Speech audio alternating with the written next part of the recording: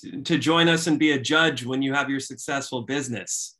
So. Yeah, speaking of that, Zach, I may want you to judge the crowdfunding pitches this year since you were successful. So for the spring semester? Yeah, I think I'm gonna ask you to come in and be a judge. So I'll follow up privately about that. Okay. That's exciting. Awesome. What a great opportunity. Cool. Carl, I'll turn it over to you and we can get started. And yeah. Great. All right. Welcome, everyone. This is session 4. So great to see you all. It's really exciting because we're building towards the pitch competition. And again, we're just talking, don't think of it as some competition as if, you know, it's all high stakes and you have to win and you have to impress. It's really just going through the process so that you understand what it takes to run a business. You learn all the essential elements and then you learn and have the actual experience of pitching an idea. And that's invaluable. We can also help you articulate it on a resume so that you know how to make it look really wonderful. It's a great leadership skill to have. It's just a great thing that you always have after that. And it's something that you can reference whether you go work for a corporation or yourself. So there's nothing but a positive to do it, and it's not about winning. So I just want to be really clear with that. The other thing we wanted to say is, so we did the survey. Thank you so much, everyone that filled it out. And it looks like most of you are down to do it in person, which is super exciting. So there's a few that are not able. So we're going to also still have you do the pitch, and you'll be up on that big jumbo screen in the student union, that huge 20-foot screen. So, you know, you'll still be a big presence and it will definitely not bias you in any way. We really want everyone to feel completely included in the process. So how do you feel about that real quick? We just wanted to take your temperature on that and see how that felt to you. How do you feel about doing it in person? Where is it? So it's probably going to be in the student union. Oh, great. I like the thumbs up.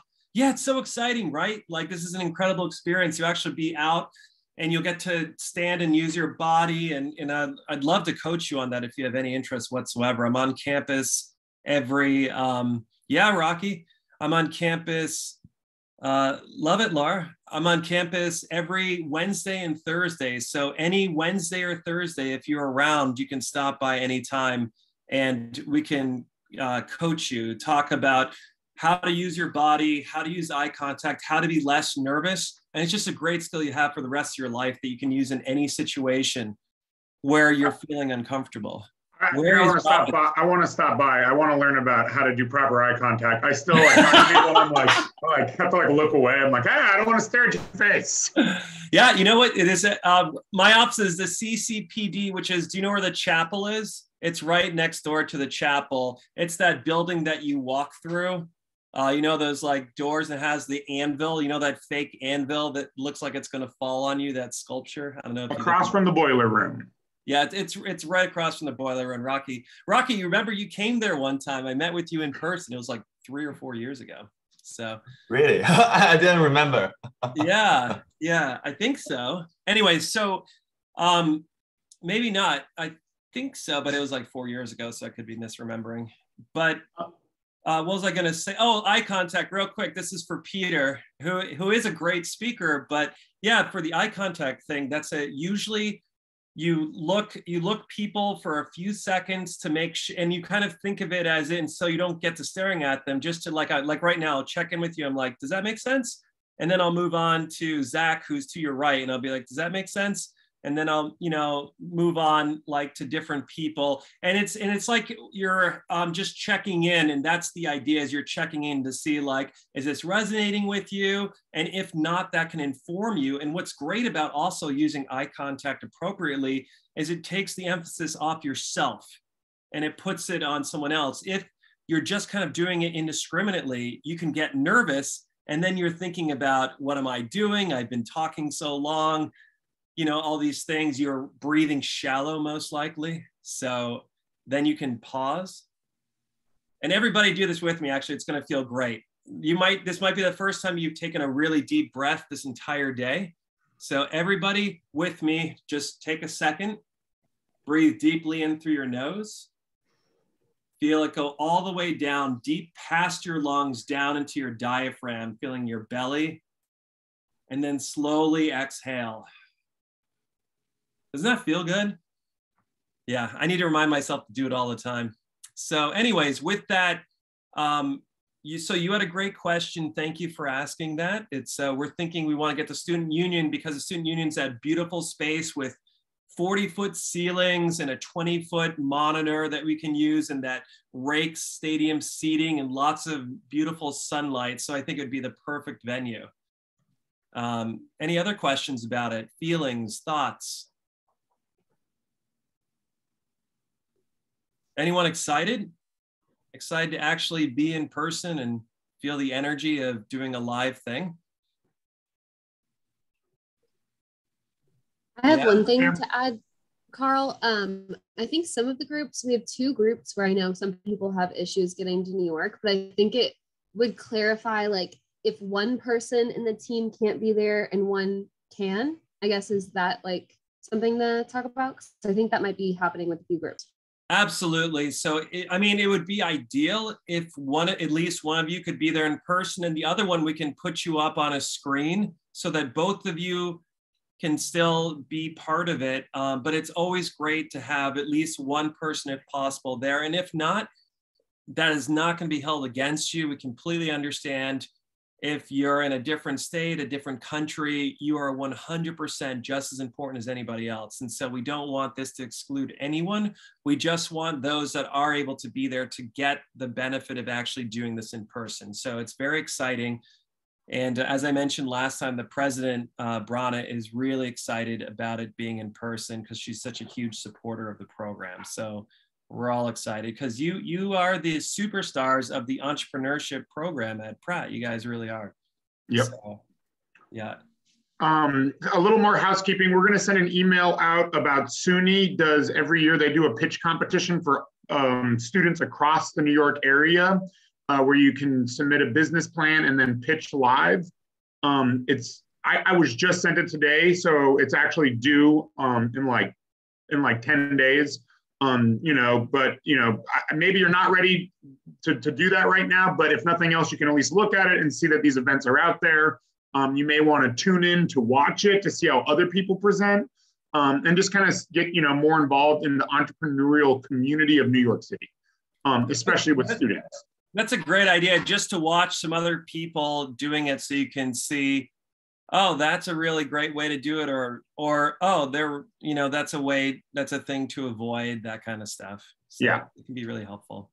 Taurus, I know that Taurus talked about this a little bit last week, but when he first was like learning how to pitch, he just went competition after pitch competition after pitch competition, and it was super shy, but he watched people pitch, he took notes, and then he got up and tried it himself. And it takes guts, and it's it's like being a stand-up comedian or maybe a lawyer, but if you know your subject matter and you're passionate about it, that's all that matters when you're standing in front of people talking. Great. So people are feeling good. It looks like you're just a quiet bunch. So that's great. Does anyone have any concerns real quick? And it's okay if you do. It's a safe space. Like, we want to hear it. I don't really have a concern. I just need to figure out my logistics. So I have classes on the weekends in the Manhattan campus during this time. So sometimes I actually have to miss class to participate in this. And that day I'm actually presenting my thesis, which is the same as this. So it's the same presentation, but I just have to figure out. Is there any way you could present your thesis as your pitch? I could, yeah. From the Manhattan campus to the Brooklyn campus? I think I could, yeah. And if you need me to write a letter, I've written letters for people before for that exact purpose, where I explained in detail, this has been a 7-month program. This person's been amazing and really engaged, and this would be a great opportunity. And the professors, I've done it probably 3 times so far. All 3 cases, the professor was like, this is amazing, absolutely. So they've been more than supportive. They usually are actually really enthusiastic. Yeah. Okay, awesome. So I'll connect with you guys offline on logistics for that. Yeah, let me know, because I want to reach out to the professor and explain, and I'm willing to also do whatever could help accommodate the class as well. That would be great. Okay. Awesome. So today's class is all the fun stuff about business. Am I breaking up? Nope, you're good. I'm just going to turn my video off for 1 second. For some reason, my internet was acting weird. Okay. Today's class is all the fun stuff about business. We sent you the homework, which may look intimidating, but we're going to walk through it together, and I'll talk you guys through each of the 3 steps. As complicated as it looks, it's really not that complicated, and we're going to make it so it's really easy and piecemeal for you guys to solve. And then we have a speaker who literally helps startups form businesses and run businesses, who's going to talk to you guys all about how to form a business, what type of business to form, how to think about that stuff. Partnerships. I know we talked about that last week. So, but I guess we're going to start with the people who didn't present last week today, right? Yeah, so I sent the list in the chat. I can resend it, but I think we're starting with the Arts Ally.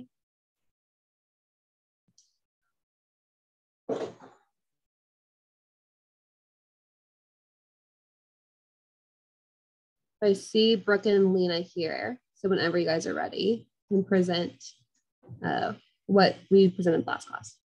Do we need to make them, if they want to use a slide deck, do the thing where everyone can share a screen? Yes, I am not a co-host. Okay. I'm not a co-host yet. Thank you. Yeah, sorry, we weren't able to share our screen. That was an issue. No worries. Now, and you should be able to. Yeah, it looks like I have it. So give me 1 second. I got it. Okay, no worries. Yeah, we won't start timing until you're ready. That just reminded me to time, so I'm glad you said that. Oh, right. All right. Can you hear and see everything? Yep, looks great. The Arts Ally. All right. Yeah. So if you don't remember, we are the Arts Ally, and our mission is to build a platform to connect emerging artists and art galleries to opportunities that most working artists have no means of sorting through efficiently. So our brand name is the Arts Ally. We chose it because it's memorable, and ally means friend, and we want to be a friendly company. Our branding, our values include fairness, equity, and opportunity, and our traits are something that's easy, it's personal, and we're innovative. So our aesthetic is clean, simple, minimal, and slightly warm because we want to have like slightly warm accents because it gives a more inviting feeling. And I came up with a kind of like a sketch of a design. You have overlapping A's and it looks like an easel. I played with different brush, like generally just like brushes. And I really like the messy one, though I did make other iterations that were more clean. And I mostly want it to be white and red and black accents and just be really clean and minimal because we want to show off art and we want the art to speak for itself. Here's some other iterations I did. So yeah, but I really like this first one here on the left because I think the more painterly brush stroke is relatable to artists. But I think in terms of like a graphic thing, I might lean more towards the clean design. But I do like that it is reminiscent of an easel. So yeah, that's all I have to share right now. Thank you. Very nice. I think it's very clear. I think you guys know your mission in a lot of ways. So I think it's really good in that sense. Carl?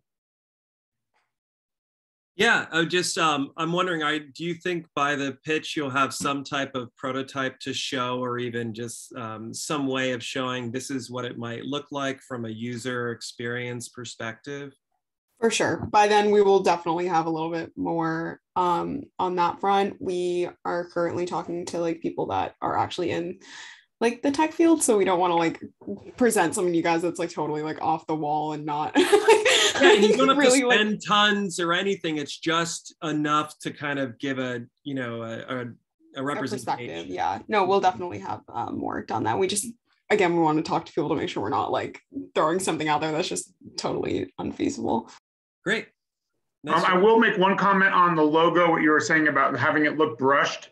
Be careful when you do some things like that with logos. They may not print as well in different formats. It'll look good digitally, but it may not print nicely. So sometimes having just solid bold lines makes it easier to print logos across the spectrum of things you need to use it on.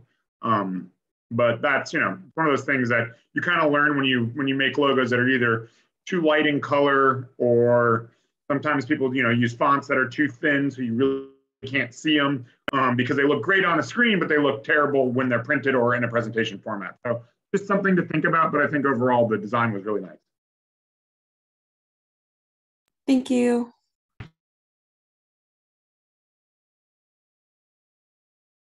All right, workforce up next.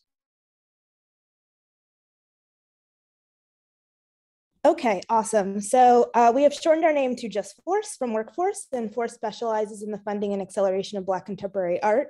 Our existence really highlights the marriage between culture, community, and commerce. The number 4 symbolizes guidance, and the acronym FORCE is actually a nod to a student activist group founded at Howard University, which is my alma mater, which underpins our deepest values. Force can mean physical power, mental or moral strength, an individual group having power into effective action, or to raise or accelerate to the utmost. For us, we choose to be remembered as all of the above. In terms of what this will look like, so this is basically what our platform will look like. Artists can sign up. They'll be able to get funding to create a body of work. On the right side of the iPhone screen, you see how long they will be contractually obliged, what the advance is, what the splits are in terms of how much the our company will take, and the upcoming exhibitions in which we'll be putting them into via our partnerships. And then here is just a clearer view of our logo. We chose to use a globe because we want this to be a worldwide thing eventually. And we want this to encapsulate just making sure artists can achieve anything.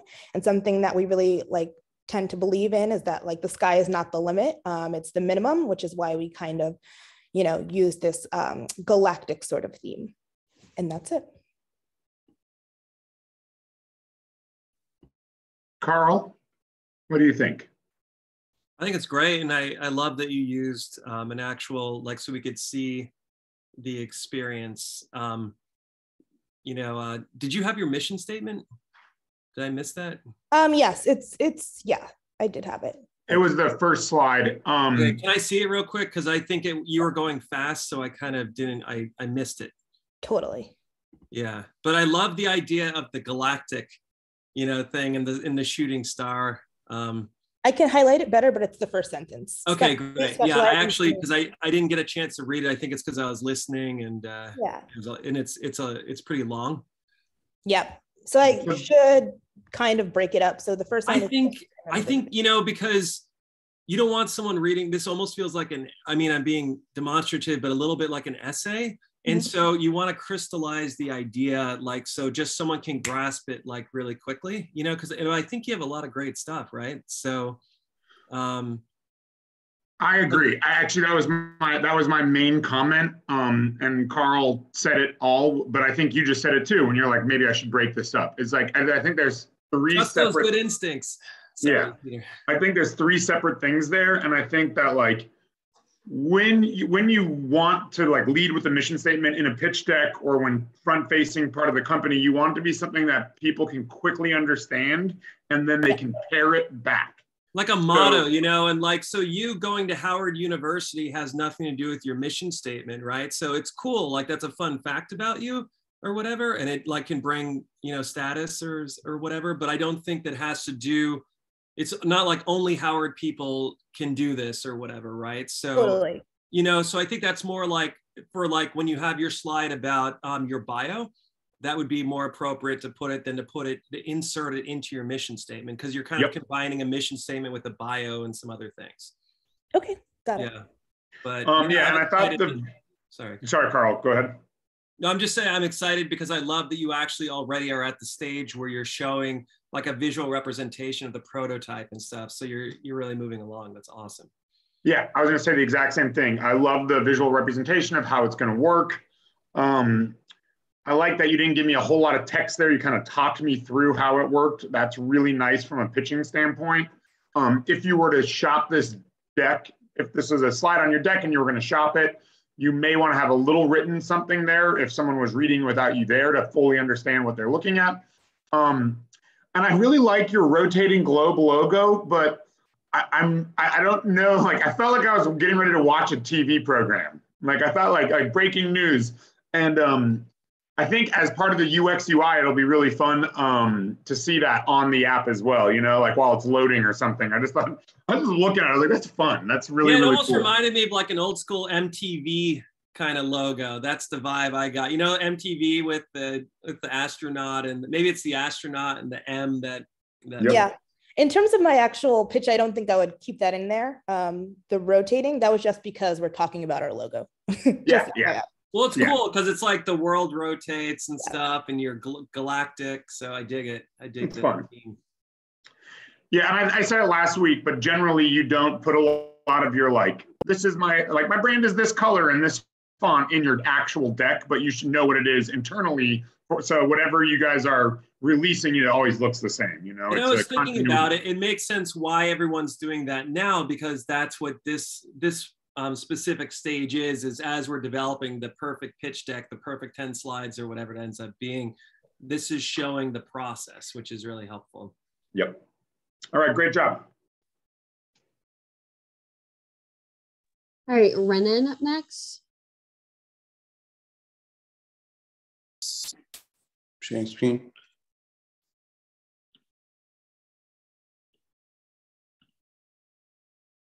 Do you see the screen? Looks good. So some other design provides individuals to have a say and an impact on the design of their built environment without the controlling vision of authorities and designers. The same way mobile phones entered the bedrooms in the 90s, 3D printers entered households in the early 21st century. Today, the excitement towards making and maker spaces is driving towards a dangerous territory where making things is taking over producing knowledge, especially in libraries. For example, if I figure out how to print out my keychain, 3D print my keychain from a maker, but okay, but so what? Where's the knowledge? So what some other design provides to people is a catalog of knowledge of how things work and come together, and how an individual can have more impact in the design of their surroundings to physically alter the look and the function of their environment. We are not a big fan of providing problem solution approaches. No one will come and save you from all your issues. Some other design will help you create your own problems now that you believe and have the ability to alter the design of your environments. What we provide, design armatures are parasitic furniture or products that work within an existing environment. This ties into what I presented earlier in this workshop about a new building material that helps cancel noise and control noise in domestic environments. How-to manuals, how to build and how to fix things, from how to build a chair to how to do plumbing, and knowledge on how things work in a domestic environment, home wiring, energy production, recycling, etc. So the goal is to reach a point where we have an active community that could also contribute to the content of this catalog of knowledge and services. With public exhibitions, we can reach out to people with the design ideas and knowledge produced in this community. The name refers to our interest in the ordinary and the everyday, where the humor and the modesty in the name reflects the character of the organization. The name also suggests alternatives to current understanding of the term you see here. And who is this for? This service is for those who admire freedom, don't like to be told what to do, make their own decisions, can never make decisions, and overthink. Personality, an aesthetic, humorous, modest, fun, dirty, straightforward, ornate, not minimum.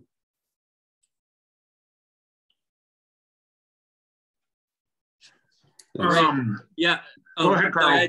I had two things I wanted to say real quick. One is parasitic furniture. So parasitic usually is a pejorative term rather than symbiotic. So parasitic usually is it kills the host, or it is worse for the host than without. Mm-hmm. So is that what you're trying to say, that it's the furniture is actually like negative for where to the host, whatever's hosting the furniture? I'll think about that, but it's something that provides something more useful to the user itself. So maybe. So I think you want more like symbiotic than parasitic, because parasitic is it's a negative term. It's very negative.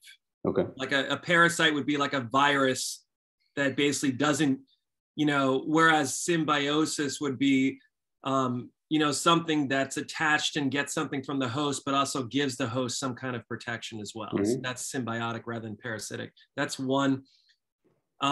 Number two is, can you go back to your slide for a second? Yes. The last slide. Your slides are beautiful and your idea is great, by the way, but I want to talk about presentation now. Yeah, hold on, I just lost it. 1 second. Okay.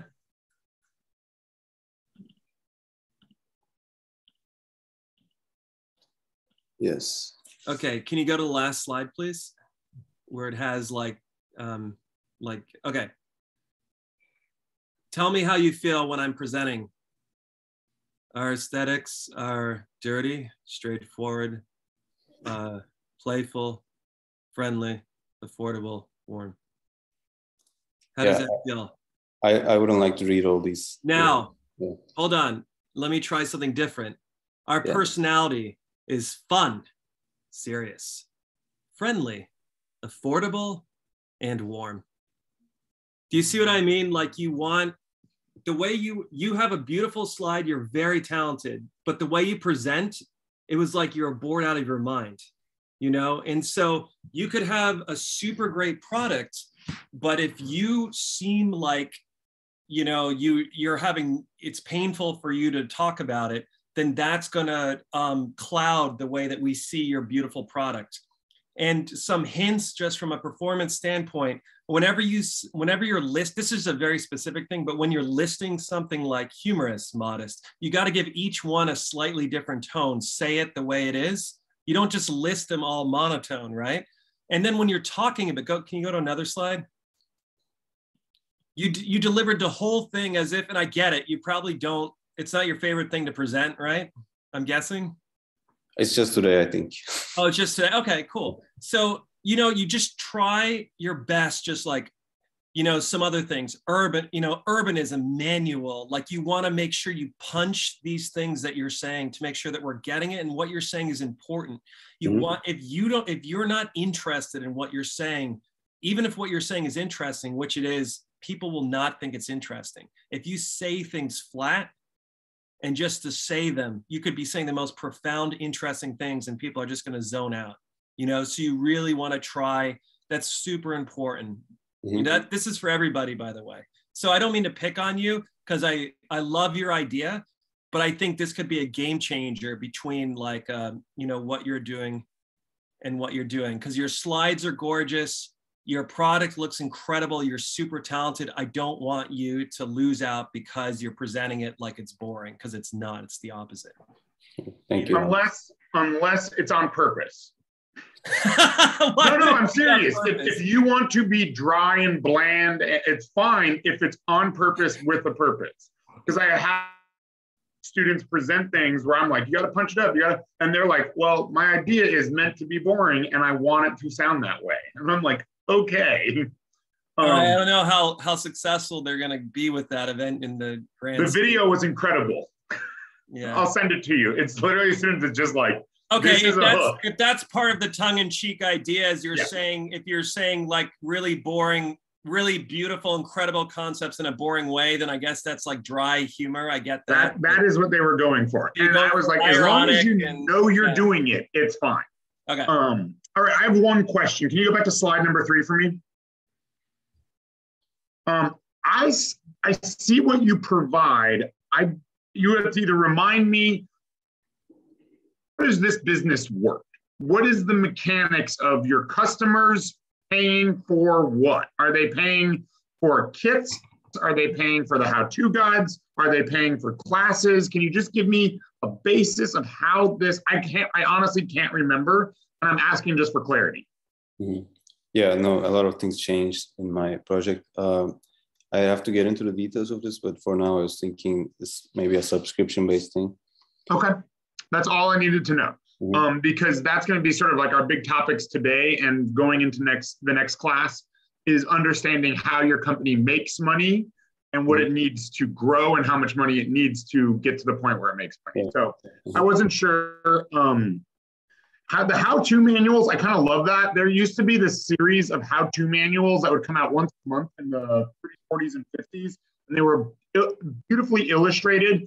They were like everything from like how to fix a TV to how to build a sandbox to how to build a tow-along trailer.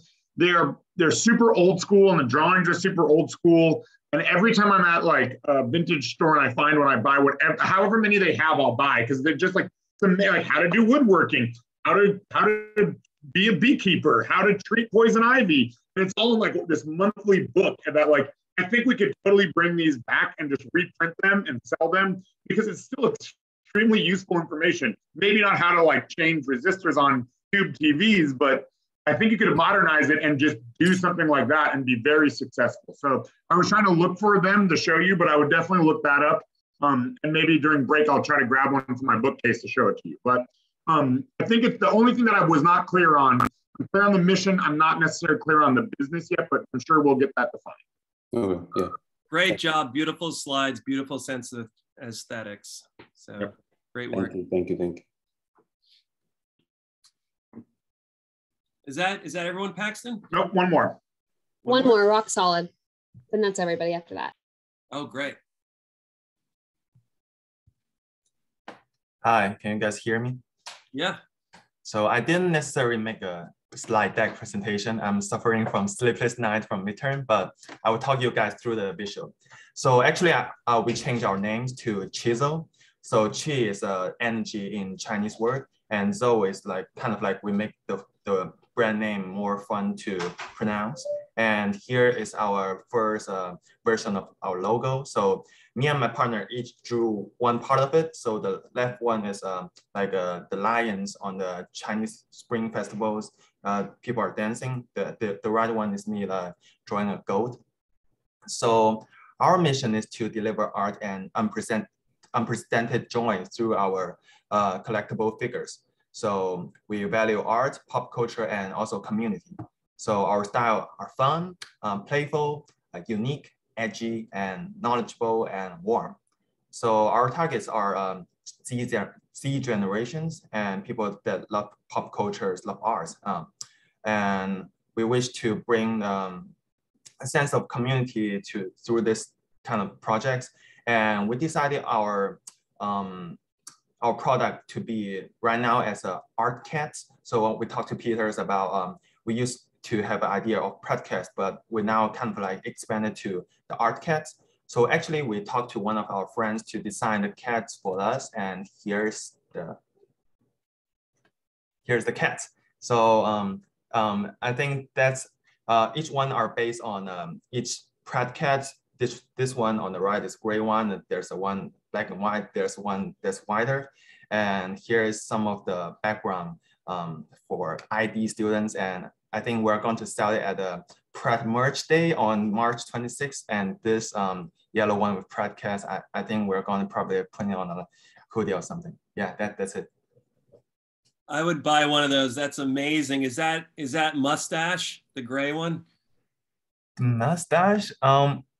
No, I don't think that's Mustache. Yeah, the older cat that's always around, actually my office, is named Mustache, Mr. Mustache. He's super cute. I think he's at least 14, but he's hanging in there.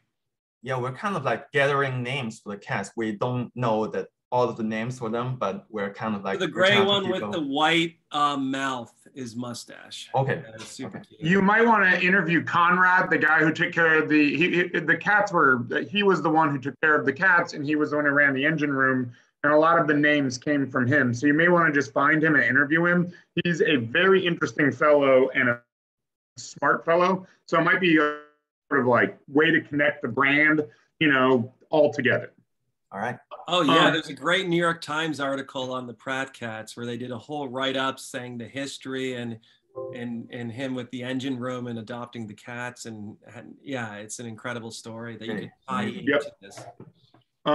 So my comments are very similar to what I told you. Rocky's in my crowdfunding class and he's doing the same project for both. So he's kind of getting double down work on everything, which is great. But as I said, I want to see a visual. You showed me a visual. That's excellent. We talked about defining how we make the cats look, whether they're industrial design cats or architecture cats, and and I think the idea of that background, even if it's like a similar different cat with like a card stock image or something that you put behind it, maybe is how you do it. My other comment, which I'm going to stick to, is you keep telling me blind boxes. Are we dropping that or are we keeping it? I think I'm thinking either like we have just like a box and then show that this is industrial CAD. We were not doing blind boxes, or we're kind of like discussing the ideas of like, should we change it or not? Yes. Show me the packaging, especially for something like this. I want you guys to mock that box up. I really want to see. I can understand if you don't have a physical 3D print of the figure that you just had designed, but you should try to push for that, and you should definitely have sort of an outline of like what these would look like in packaging in a store, right? Even if it's at like the Pratt store in the CAF, what they would look like on the shelf in packaging to help that visual connect. Okay. Okay. Carl, anything else? No, great job. I'm excited to see like how it keeps developing. What's your next thing, Rocky? Like, where are you taking it next? That's what I'm curious about. So I think for next, we're kind of like, so the CAD is the first version of design. So we're kind of like discussing, do we like it or not? Do we need to change it? And then next step is to 3D print it. I will based on the concept, I will model them and then 3D print it. And we will try to get them all ready for the March 26th, the Pratt merge sales. But and I think that's the first step. And the second step is to modify our logo, because like this is our first version, and then we just keep changing it. And the third step is what Peter mentioned about package. We don't have the package yet, so we really need to think about the package. Yes. And we also need, sorry, Carl, go ahead. Yeah, sorry, just so I understand. So then once this takes off, do you expand beyond Pratt? Is that the idea, that this is like your MVP, and then once this is successful, you do this for other universities? Like, what is the target market and the scaling idea? So my initial idea before talking to my partners was like expanding through colleges, but I think we talked about a bit on last week. We kind of like want to like expand through artists, like just like has a genre of like different artist CAD. So we are still working on that. Yeah. And the other thing I need you to get for me, which you're going to need to get for the other class as well, is I need you to get me pricing for what these would cost in a vinyl roto molded, made in the thousands level. So, okay. Cool. I think that's it. Has everyone presented now? I think that's it, right, Paxton? Yep, that's everybody. So everyone's up to date, and yeah. Great. So moving on then. So today what we're going to be talking about is sort of, I don't want to call it the boring parts of business, but it's the functional parts, the how business is operated. So we kind of talked about this a little bit last week. And before our speaker comes in, I want to kind of talk about what you guys are pitching and what you need to know. So all of you, except for maybe the furniture business that already founded its LLC, are pre-revenue businesses. So what does that mean? It means that you have an idea, maybe a pitch deck, maybe a business plan, but absolutely no real customers yet and no income coming in. And the way pre-revenue businesses are looked at are as an idea. They're very risky investments. Now, some of you may say, I don't want an investor, I don't need an investor, and that's great. But understanding how your business is going to work and like what your budget is and what your roadmap is a really important thing for all businesses to have, even if you aren't pitching to an investor. But what we're going to be doing over the next 3 weeks, is that right? Is you are going to be laying out sort of what your game plan would be. If I was to hand you $100,000 next week, I would want to know the following things. I would want to know what your roadmap is to whatever your goal is. So you need to set a business goal. In 12 months, we want to have 10,000 customers. In 12 months, we want to have, if you're one of the art gallery, working with art galleries and artists, we want to have, 200 artists and 10 art galleries working together. Celine and Nico with One Roof app, their goal was to have 500 buildings within a year. And I think they have 600 now that are using the One Roof app. Yeah, they're growing quick. you know, and I think with those 600 buildings, they have 18,000 daily users, you know, so like they're looking at their growth by how many buildings they can onboard and how many people are using their product. Some of it might be in the case of Rocky, we want to build one production round, we want to sell it, and we want to see where we are. It takes about 9 months to bring a product from a design and to a mold to manufacturing to a shelf. So, you know, you need to really know what that 12 to 18 months is going to look like for your business and where you want to be at the end of that 12 to 18 months. Because that's really what you're pitching investors. Your business may be, I'm going to be $1 billion business in 10 years, but no one's going to believe that if they don't see actionable items on how you're going to get to the first step. So many times I see startups that forget about that first step, forget about those initial months, or in some cases like Terraform, years of building and testing prototypes and raising awareness about what you're doing. And maybe some of you, you know, you hit the iron, perfect timing, and you get the dough and you take right off. But generally there's gonna be a lag period, and that lag period, you know, I have a friend who I was interviewing for one of my other classes recently, and he started a watch company. And the watch company's 7 years old now, and it's doing, you know, multi-million dollars in revenue a year, and it's paying him very well. But the first 4 to 5 years, he was essentially taking side jobs. He was living with his parents. It took 3 years to gain traction, 5 years to become profitable. And now he lives in a penthouse and drives a supercar. But it took him 7 years to get to that point. So he chose not to bring investors in and grow quickly. Now, some businesses require investment. Some businesses don't. So understanding what you're asking for, what your roadmap to that point is, and then, you know, how much money you're going to need. We call it, I'm going to try to use terms very openly here. So we call it a burn rate, which is how much money do you have to spend, and how quickly you're going to run out of money before you either have to raise another investment round or start turning a profit. And feel free to stop me in anything I'm saying. Carl, looks like you want to say something. I was just doing my visual check-in. I'm thinking about like terms like burn rate, keywords, these kind of terms. So I'm like, okay, remember that one, so I can look it up because I've never heard that before. So that's so burn rate is how quickly you're burning cash, essentially. And if you ever watch movies about startups, you watch The New Founder about Uber, you know, they were literally lighting cash on fire to get people to ride in Ubers. Not literally, figuratively. They may have actually burned some figuratively.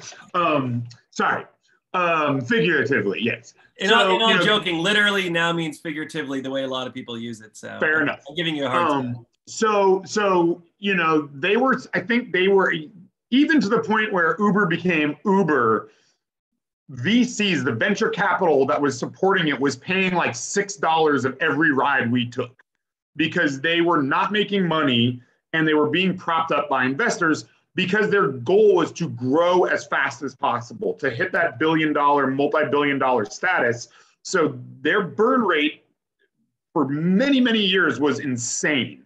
We're talking about that your average Uber ride was like $18, and venture capital was covering the other $6. And now, as they say, it's kind of come home to rest, where now Ubers are a lot more expensive because they're no longer being propped up by venture capital. Is there any questions that you guys have about sort of the burn rate thing? Okay, so we'll keep moving on. And so what we like to talk about is burn rate, how quickly you're going through your cash. And then we want to talk about your runway. And runway. How do you measure burn rate, Peter? Is it just simply like, here's how much is going in and here's how much is going out? The difference between that is your burn rate?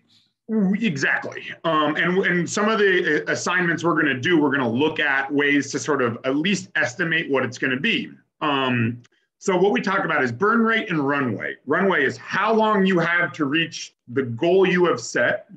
And that goal could be a certain amount of users. That goal could be a next investment round. Some companies are saying, give me 100,000, let me build my prototype, let me get my lean MVP status, and then we're going to go out and we're going to do a seed round of funding. or a Series A round of funding where you're intending automatically that you're going to go find more investors. Now, it's hard to do that. You know, Taurus's whole job for Tarform isn't building motorcycles, it's securing investment. I jokingly tell him, we're building the motorcycles, you go get us money and we'll keep building motorcycles, because it's a very expensive business to run when you're not selling things into the market. Now, there is a point where you need to go from just lighting cash on fire figuratively and making money and having profits. So that's the point that investors are going to be looking at. They're going to say, I'm giving you $100,000. You say in 12 months, you are going to have a blank product that is used by this many people or is selling at this many stores, or you have this many customers for it, and you are going to hopefully be making some sort of money. A really good analysis of this is restaurants, or any brick and mortar. So brick and mortar, you know, your first 3 months that you take over that spot is going to be probably building the spot out. So you're paying rent, you're paying contractors, you're training employees, you have no revenue coming in. And the big question is once you open your doors to the public, how quickly can you make revenue? And normally, don't invest in restaurants, or if you do a lot of research first, but normally, if you're to invest in a restaurant, you would say, how much money can you afford to spend before you start turning a profit? And normally it takes about a year. And after the first year, if the company is not profitable, you're looking at trouble, unless you're like Uber, where you're like, we want to make flying cars. So we're going to take your money and we are going to invest in flying cars. Now, obviously that is super high risk and super long-term. But like, if you're trying to show to an investor, we intend to have this be a profitable business within 12 months, 18 months, you need to show a path how to get there. So Netflix. So having a roadmap.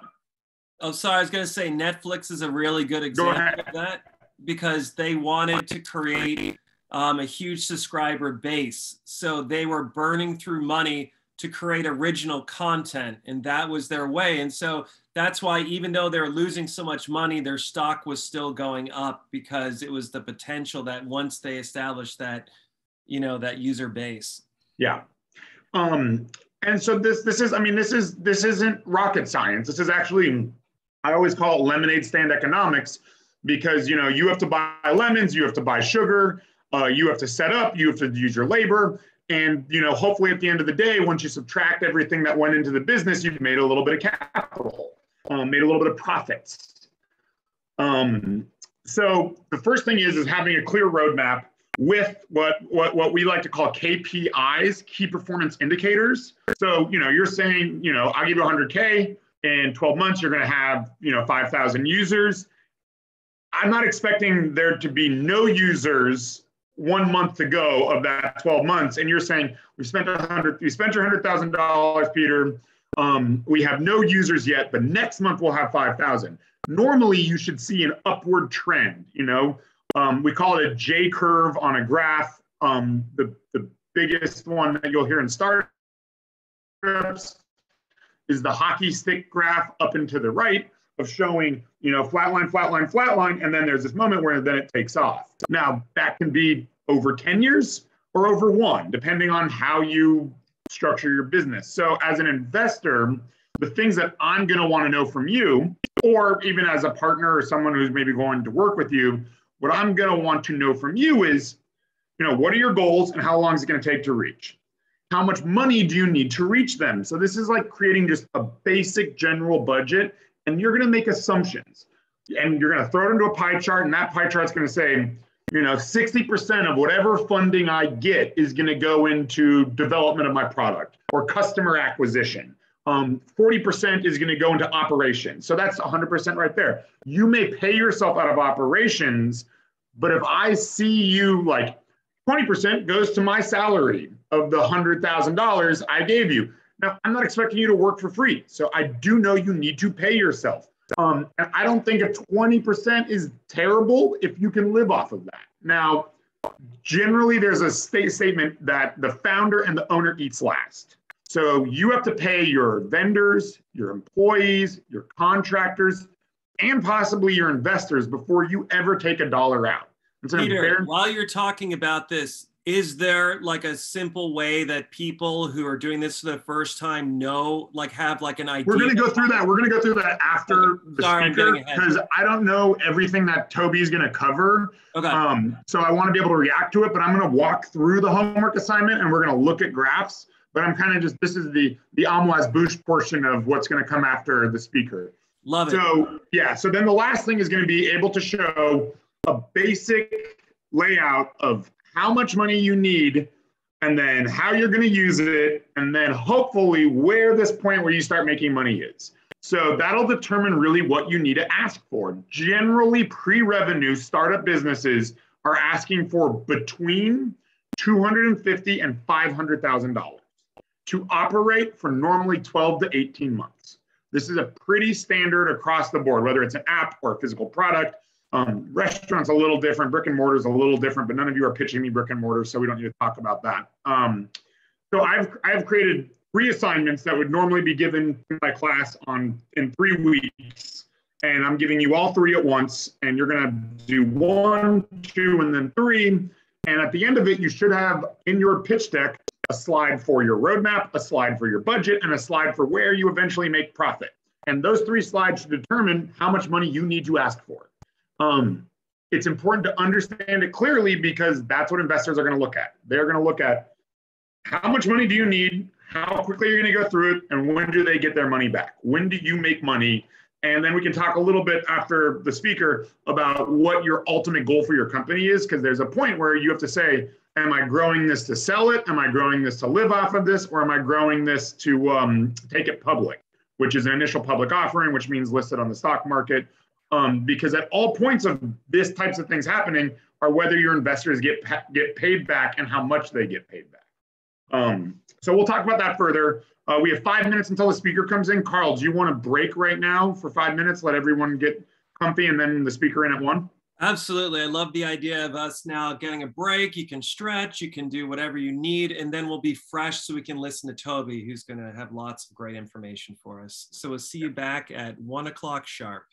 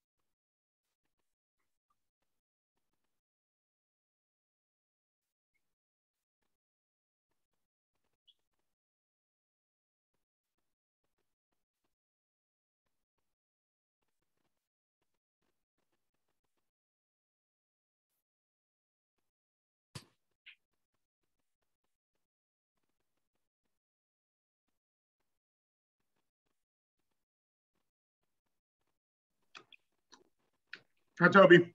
Hello. Everyone's on break right now. They should be back in 1 minute and we'll get started, okay? Cool. Thanks, bud. No worries. Bon appetit. Please continue. Yeah, I'm just making myself a cup of tea before you speak. So having a little bit of chocolate covered almonds. Cool. Did you say, are you?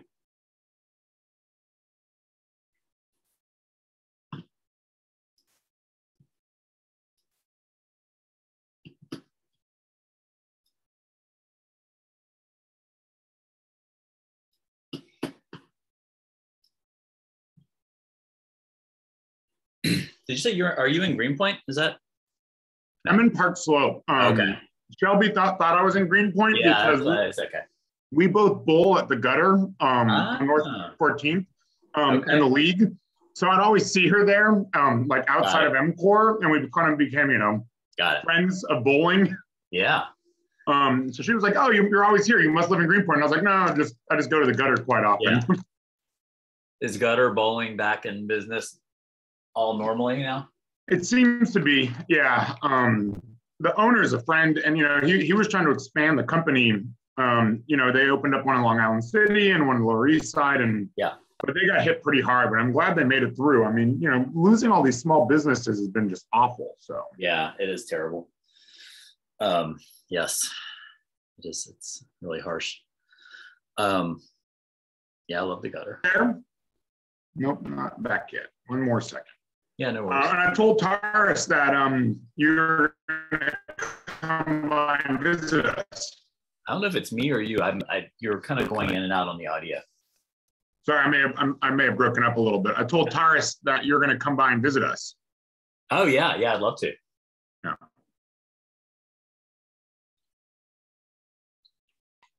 Okay. Sorry about that. I was grabbing some coffee. Hey, Carl. No worries. Hey, how are you? Thank you so much for joining us. My pleasure. Happy to be here. Exciting. Look forward to meeting the crew and chatting. So is everyone back? Can you give me either a flash your screen on or give me a thumbs up? We want to know you guys are here and you are attentive and listening. Thumbs up, thumbs up, thumbs up. Love it. Love it. Love all those thumbs. Carl, do you want to just quickly tell, Carl created this. Toby and I spoke over the week. I kind of told him where you guys were and what we're working on. So he kind of is aware of where everyone is. And Toby, we were just talking about Peter, you might have what to turn off being a pre-revenue startup business looks like. Is it going bad again? Sorry. We were just talking about what being a pre-revenue startup business looks like. So, everyone is getting ready to, this is either their first business or the first time they've even thought about starting a business. So kind of talking them through and navigating what that world is like is what we're trying to do. Awesome. Exciting. Well, I'm very pleased to be here. Very pleased to meet everyone. I have a few slides and just to run through, and I feel like a lot of it's just super obvious. So I don't want to, I feel like you guys are probably a lot more advanced in this, but just some like high level concepts, just some thoughts based on experience that I've had working with early stage companies. But most of the time, I'd really love to hear from you guys and hear about what businesses you guys are working on and talk about, specific questions relating to that work. And I think that's really the best way to use the time. So I am going to, let's see. All right. So just again, a couple slides. Just to introduce myself, I live in Brooklyn, Greenpoint, have been here for quite a while. I have over 2 decades experience working with early stage tech companies, helping company founders and early stage company executives working on commercialization, market and business development, partnerships and strategy. So a variety of sort of client outside facing, external facing business side work. Worked across a bunch of different tech sectors, software, media. Obviously, there's a lot of digital publishing in New York. Couple years ago, I kind of made a personal pivot toward climate, which I think a lot of folks have been thinking about and doing. And so that's really what I still work on some kind of for me, legacy sector projects and more general tech, but I'm really as much as possible trying to spend my time on climate businesses, which, you know, hopefully is good for the world. And also it's just a huge emergent commercial opportunity since we're remaking our entire economy. So like a lot of interesting things happening, particularly in New York. That's kind of how I connected with Peter. We were both mentors for a NYSERDA program called MCORE, and now it's called Scale For Climatech, which is basically helping early stage companies with their manufacturing. And I work with a couple of other NYSERDA accelerators, connecting with the New York City early stage climate tech community. I also spend a lot of time working as a volunteer with an organization called OpenAir, which is a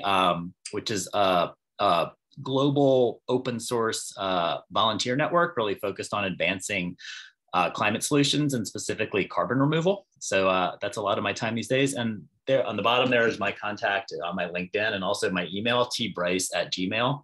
And definitely, you know, I'm happy to chat after this. And if you have specific questions about the projects you're working on, or, you know, you're working on your pitch deck and you'd like an extra pair of eyes on them, I'm perfectly happy to chat about that stuff after today's session.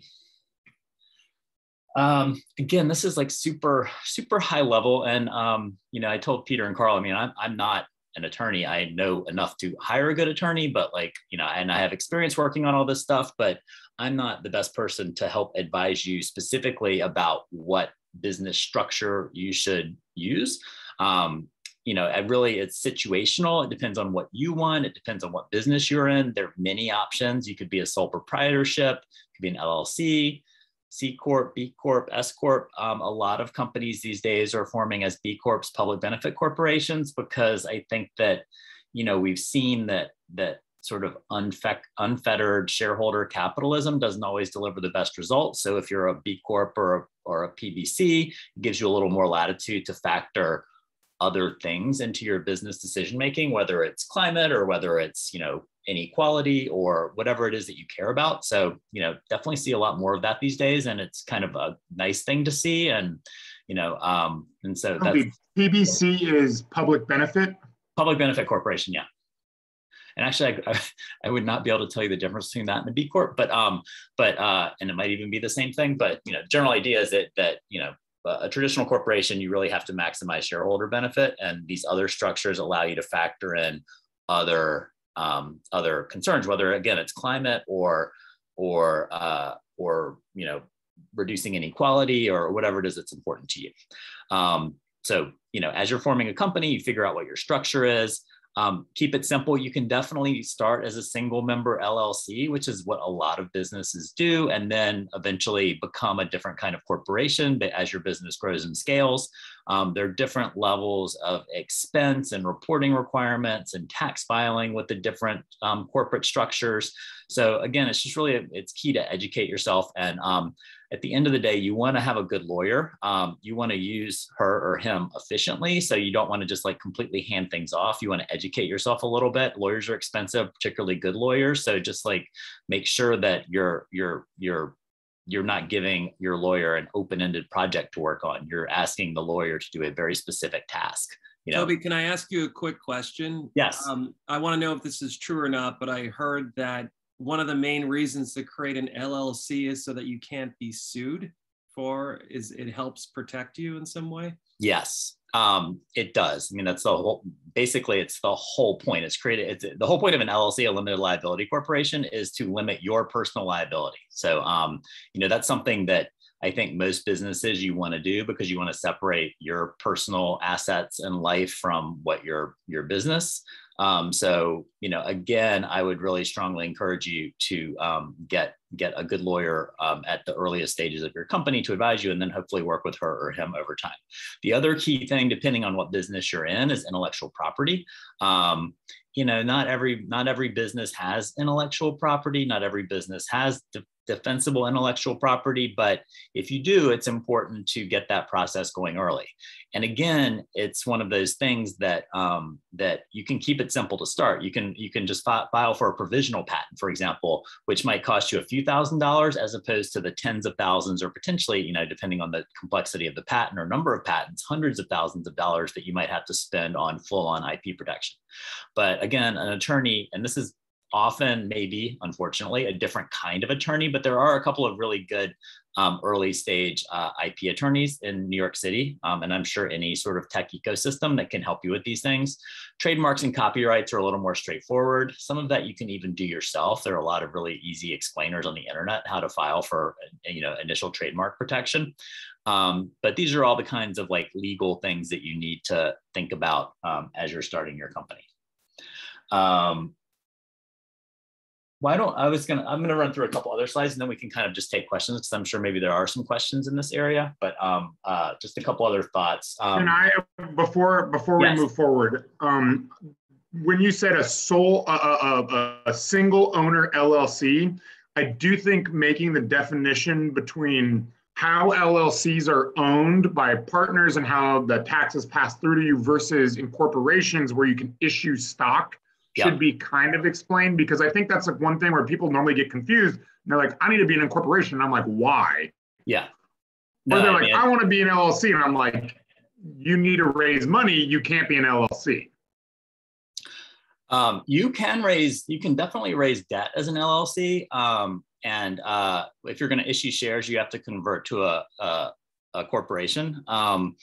And again, I'm unfortunately not a super expert on all this stuff. And I would personally, if I were starting a company, ask a lawyer.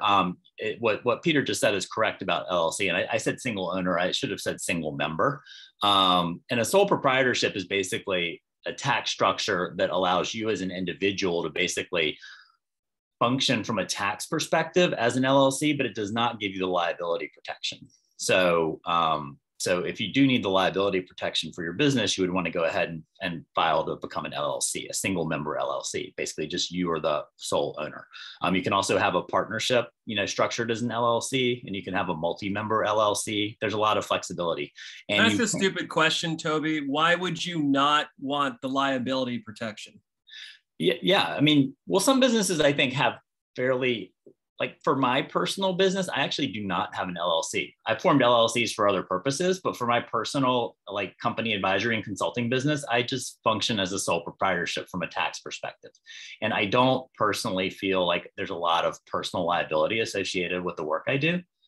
So that would be an example. But if it's a pretty much most sorts of companies, you would probably want to form an LLC. If it's a single member services business, a sole proprietorship might be an option. Or if it's a single person business making certain kinds of products, it could make sense to be a sole proprietorship. LLC just adds a little bit more complexity. It adds a little more like annual expense from an accounting perspective in exchange for that liability protection.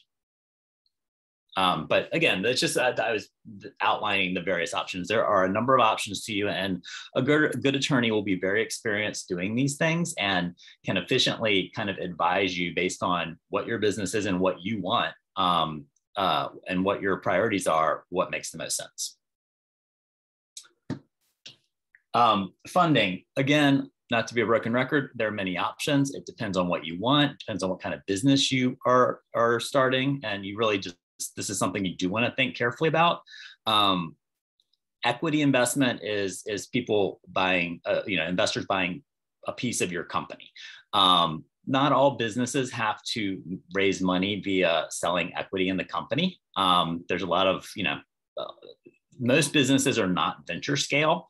And so like going to venture capital for funding is a very expensive way to raise money. It's also a very time consuming way to raise money. And there are a lot of strings attached with the money you get from traditional venture capital investors. So yes. Can we discuss, can you give an example of what you would see as a venture capital scale business for funding versus, a sole proprietorship, and some LLCs, consultants aren't going to ever go raise capital.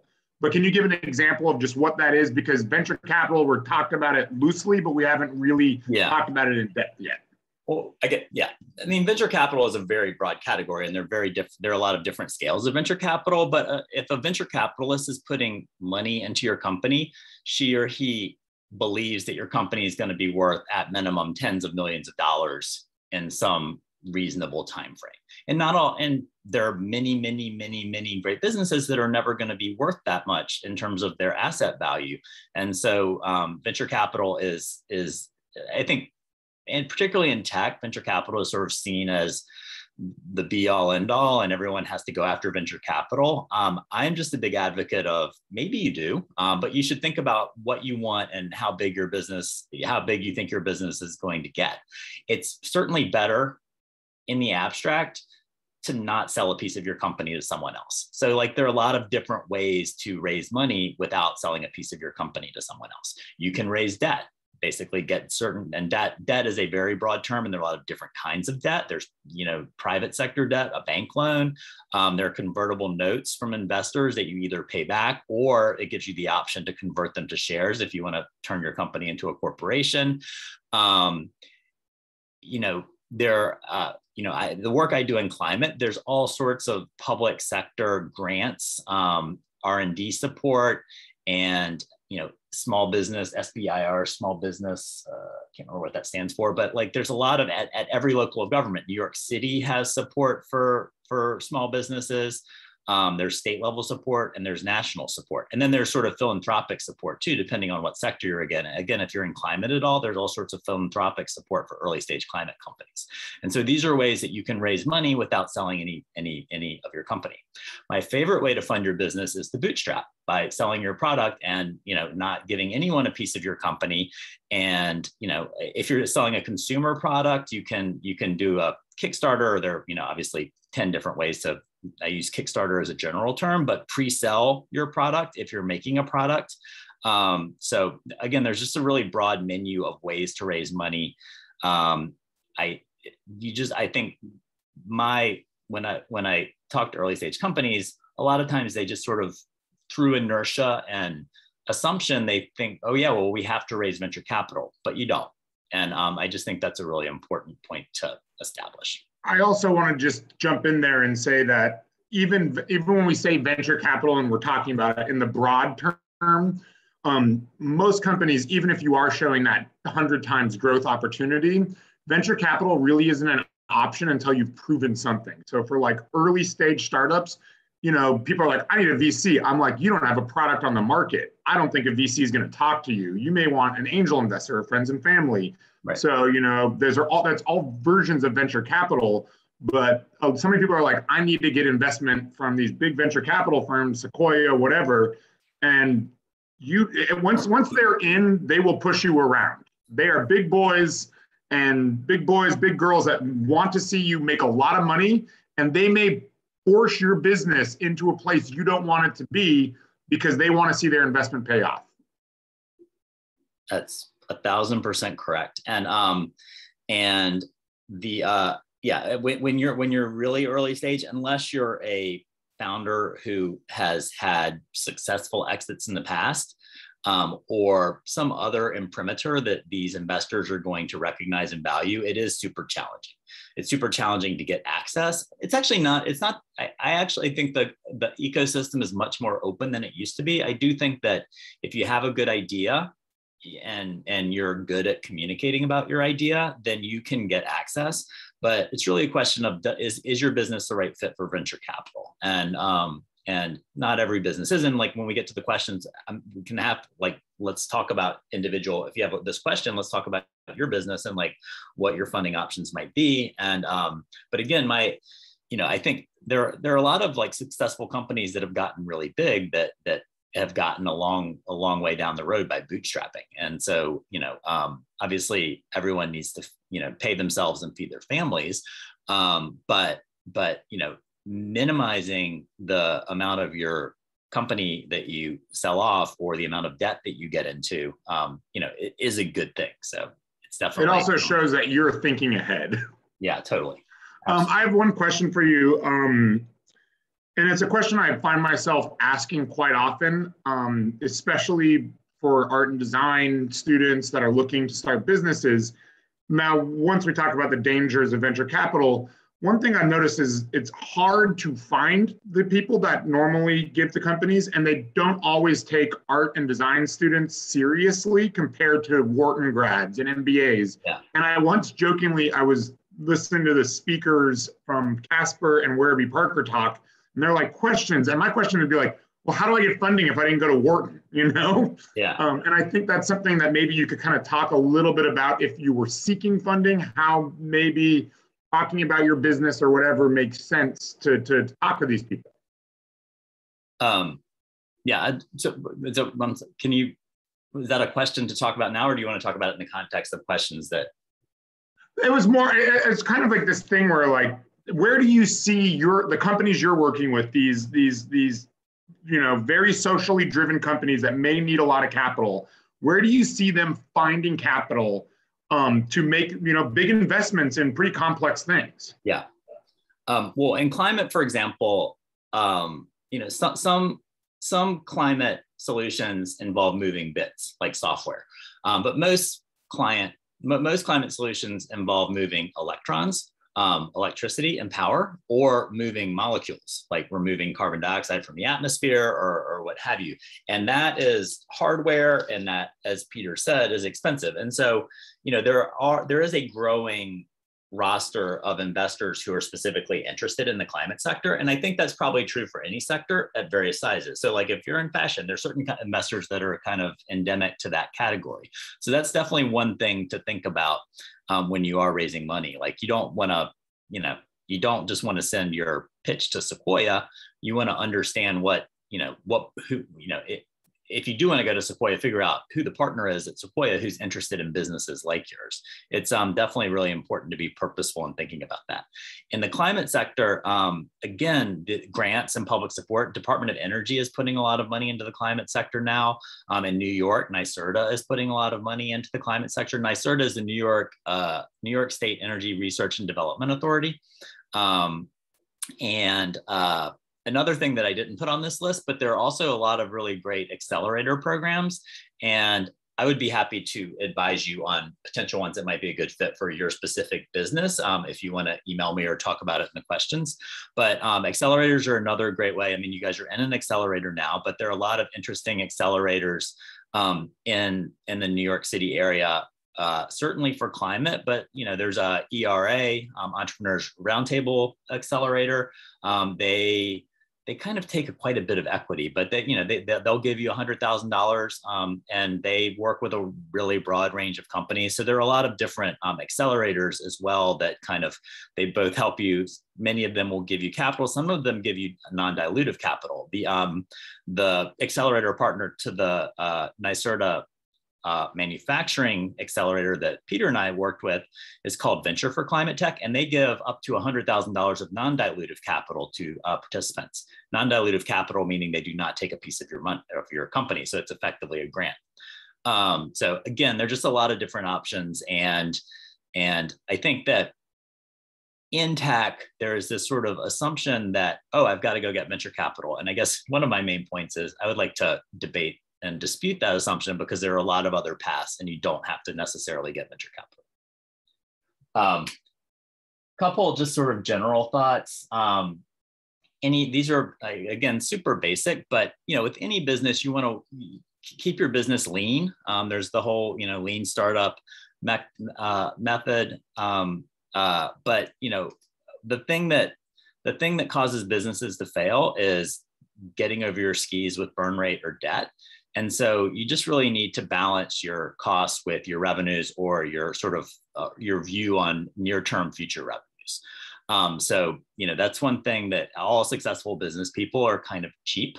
They're not penny wise, pound foolish. They will make investments when they need to, but you need to to be a successful business person, you really need to be looking at your costs at all times and minimizing them. It's also really important to figure out what you're good at and what your business is going to do, and focus on that. What is your core competence, both as an entrepreneur and then your business? What is your business going to do? Do that, and then don't try to do everything else. Hire people, hire vendors. Don't try to build, if you're doing an online learning business, don't try to build your own online learning platform. The software as a service category is incredibly expansive, and any function like that you need, unless it's your core competence, you're going to be able to find someone who's really specialized in that, who can do it better than you will be able to do it, and cheaper and faster. So, a common mistake for early stage companies is to try to build everything themselves and figure out what it is. And again, this is contextual to what your specific business is, but what is your business? If you're selling products, don't try to build an order management system. Don't try to build, your payroll system. There are third parties that can do all these things for you. And so it's really important to have a matrix approach, figure out what it is that your business is going to be doing, focus on that, and then, hire the best partners, employees, interns, get the best advisors. It's really a team effort. One other thing that a point, again, I should have gotten a list of what all of your projects are up front so I could be thinking about these things as we're talking, but a business, because there's so many great resources out there when you're launching a business. If you're launching a software business or a digital business, AWS, Amazon Web Services, it didn't exist 10 years ago. And people had to do all that stuff themselves. But that's not the case anymore. You don't have to have your own hardware. There are all of these different services, and you can actually really, you can run a great business.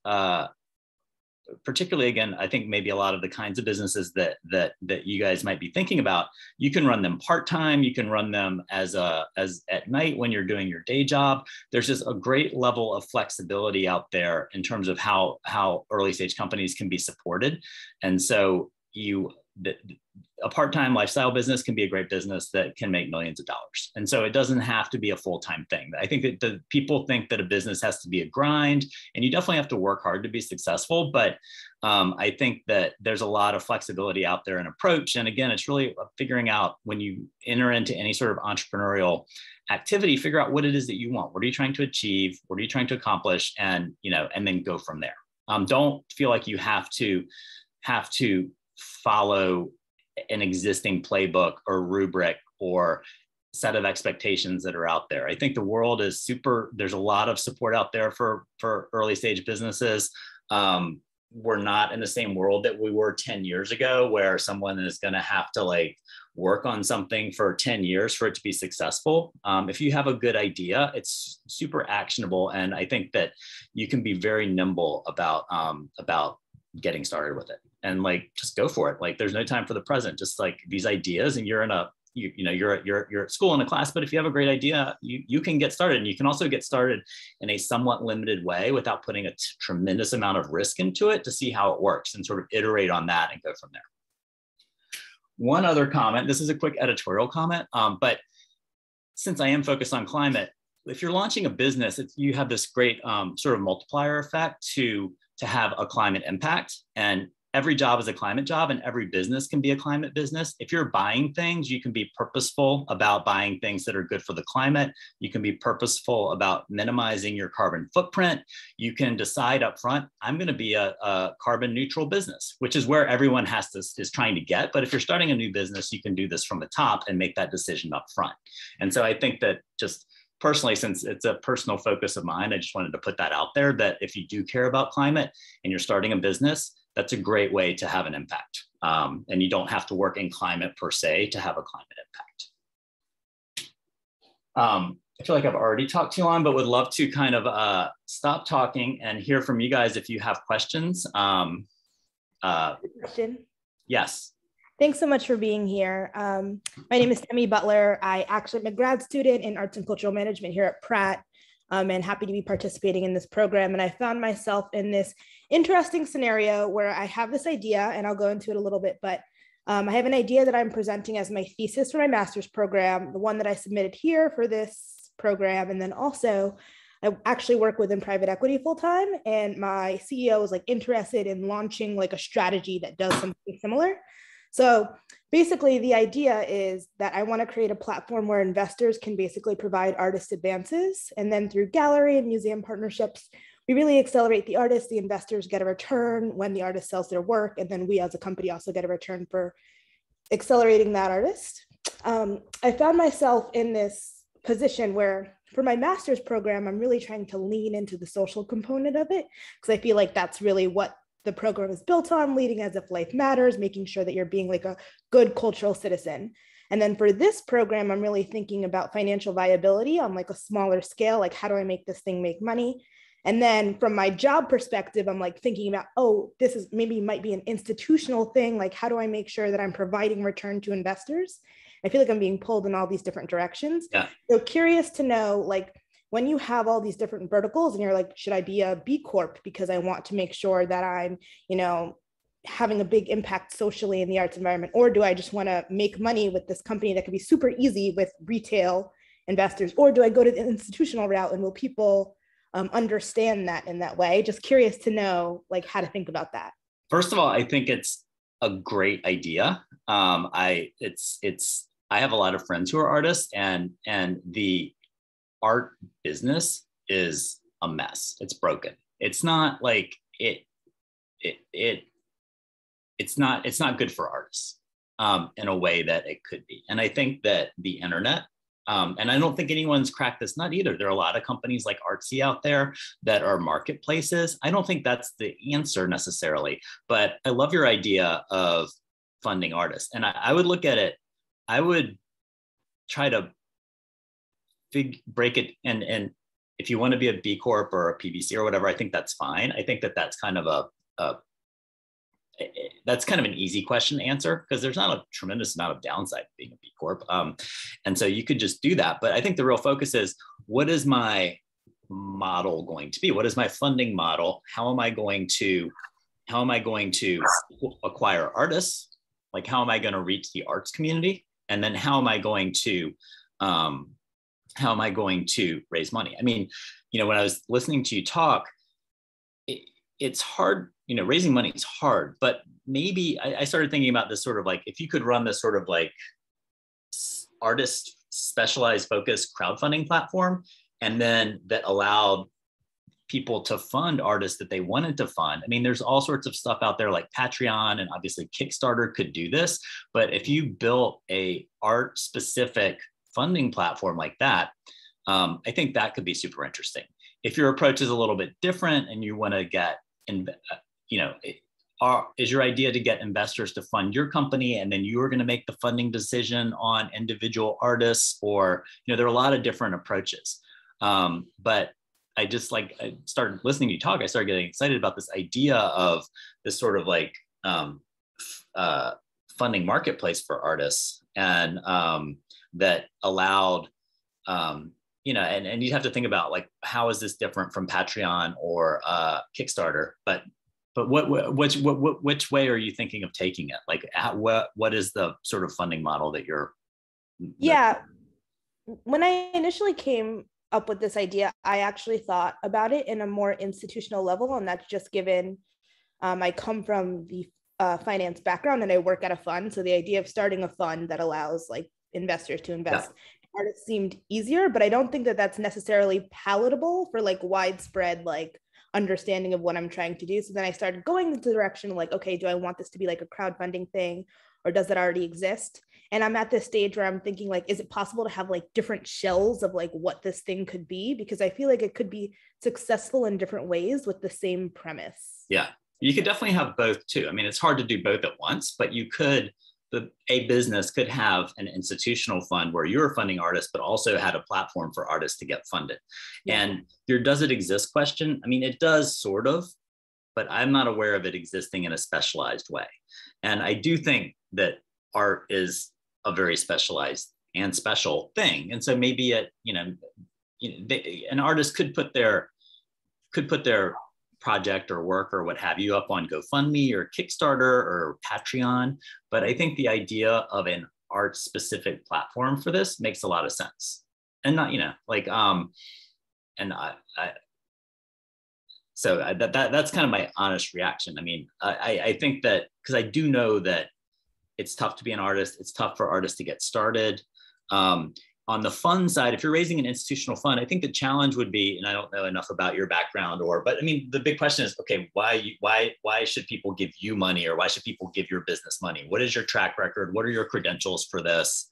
And I don't know, but that would be the, you know, raising money is not easy. So like, you would have to figure out, and I mean, if you do have those credentials and you can raise money, I think that's a great approach, but it also, I think, is complementary with this sort of crowdfunding approach. The other thing is you're going to need to have, artists are very suspicious people and they're suspicious of capitalism. I mean, they want money as much or more than anyone I know, but like they also don't necessarily want to participate in the capitalist structure. So like, you know, signing artists up for this, and artists also, there have been enough, I know art, and they get pitched by people like Artsy, and like they've spent time putting their work up on Artsy and never received any real benefit for it. So like there have been, particularly in New York City and probably markets like San Francisco and LA too, like there have been a couple of different things that have made the rounds pitching artists. So you do have that too that you're going to have to contend with. Yeah.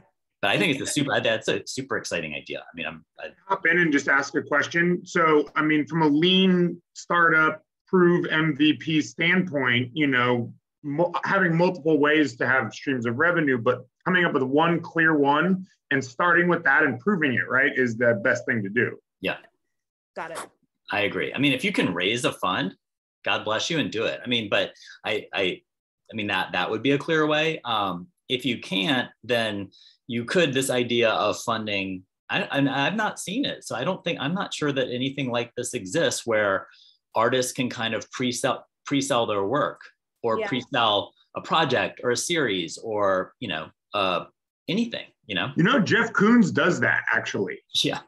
He has something like 30 orders for balloon dogs that he's just super late on and people want their money back. But I mean, he's Jeff Koons.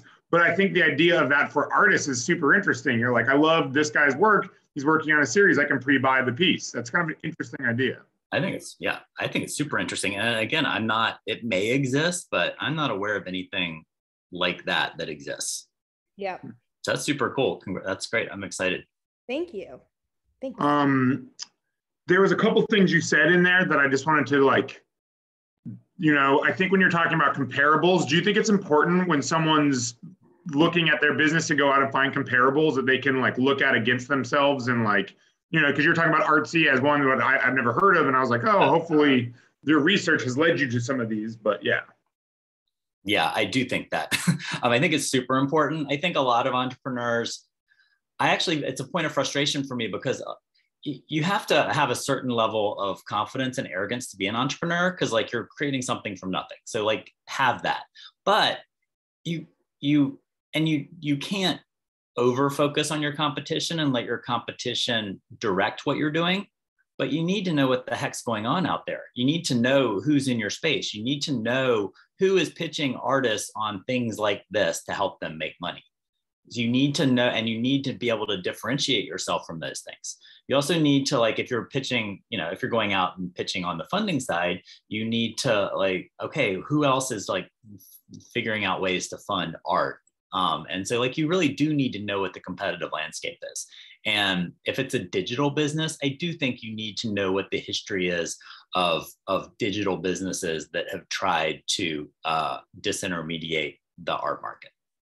And I mean, I could list a half dozen or so off the top of my head, but I think you absolutely have to do that research. You need to know who's tried it and if it's worked, what worked, and if it didn't work, what didn't work. And then you also need to know who's out there now and like who you need to be keeping an eye on.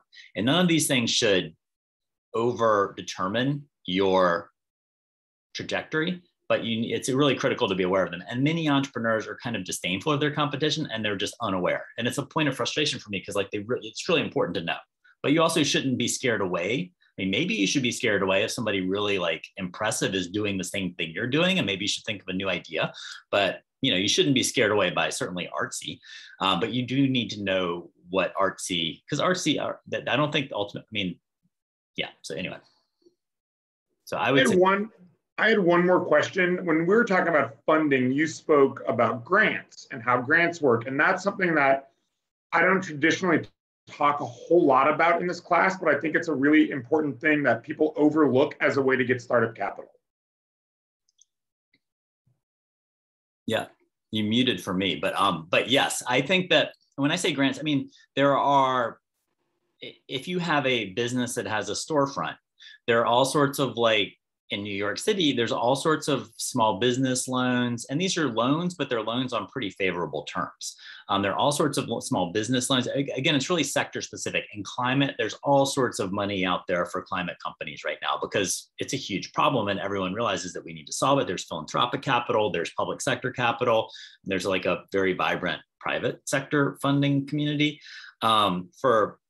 I'd love to hear maybe first from some other folks and hear about some other businesses, but for the arts example, that there could be like maybe I would look at NEA, National Endowment for the Arts Programs, Brooklyn Arts Council. I mean, there are all sorts of, you would need to have like some sort of public benefit component to what you're doing. But I would look widely for grants. If you're opening if ultimately you're going to be opening a gallery as part of your business, which, maybe you would, then there would be different kinds of grants and funding available for businesses that have a physical space or footprint. If you're going to be open, if your business requires that you open a factory, there are all sorts of tax incentives and grants and programs that like different, localities are competing to bring you to their area because you're going to be creating jobs. So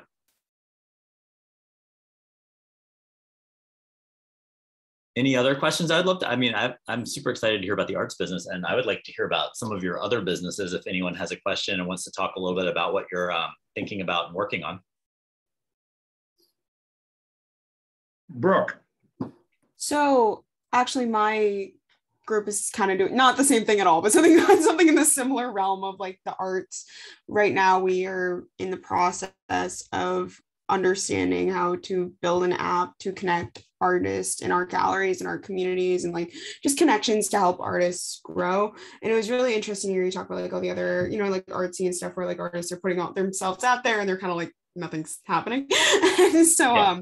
I guess like, it might be more of like a marketing than like a financial question, but like being able to market ourselves towards artists is important. But as you know, in the art market, like also being able to market ourselves towards galleries is important. And so we're wondering how, I guess, I have a lot of financial questions because it kind of stresses me out. So like, and I definitely wondering like what you think that like a good way to go about something like this is, because we've also gotten feedback from other communities. So like we've heard from like people in like music and people in sports and like people in different industries that like they like the platform that we're building, and if we can morph it to something in that realm also eventually, that they'd be willing to talk to us about it. So I guess like we don't really want to pigeonhole ourselves, but we also really, our goal is to help artists, but like we also know that like with the platform we're building, if we succeed, we could go into other fields. So I guess like how would we pitch to investors that like, are we screwing investors to be like we're an arts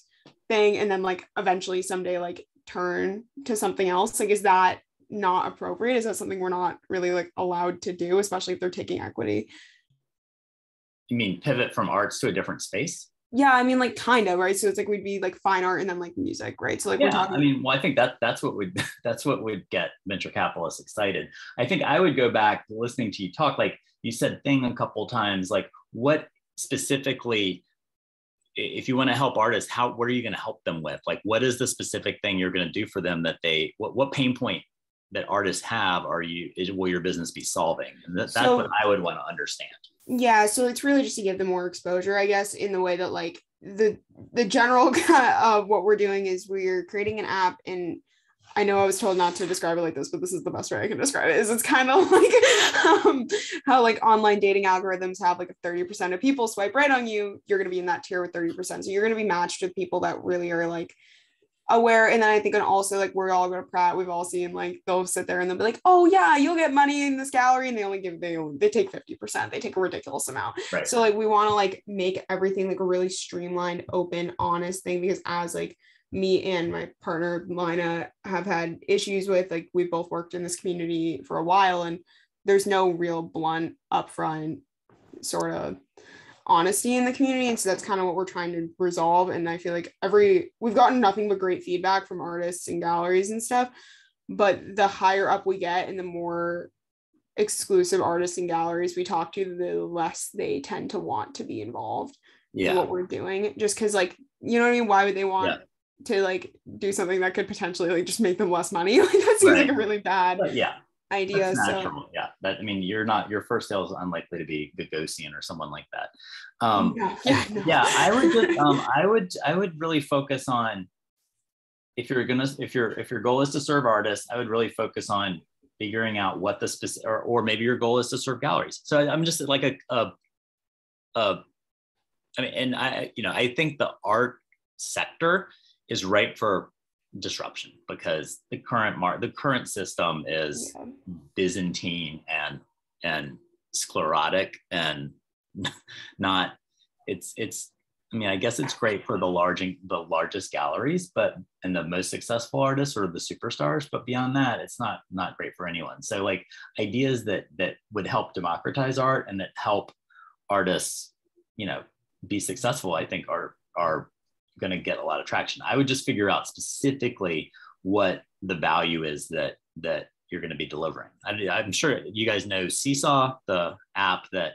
Yeah, we met them. We get to meet them. Like, we have a mutual connection with them. Sorry.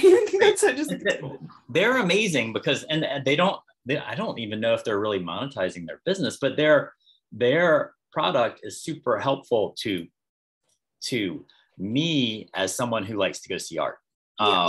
So, and then I think it's super helpful to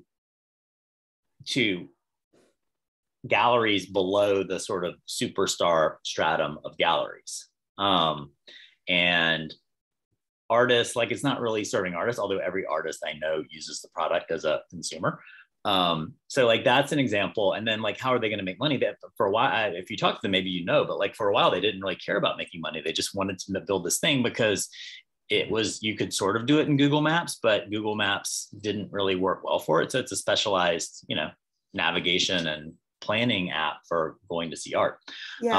They're cool. I can't believe her brother just built it for it's super cool. It's cool. Yeah, no, it's cool. And I think that if you're going to serve artists, you need to figure out like what the value proposition is for artists, and then validate it. And then, so I'm still not clear on what the specific, like what specific, marketing, publicity. I mean, artists that I know use Instagram for that. So like, what are you going to right. So Instagram.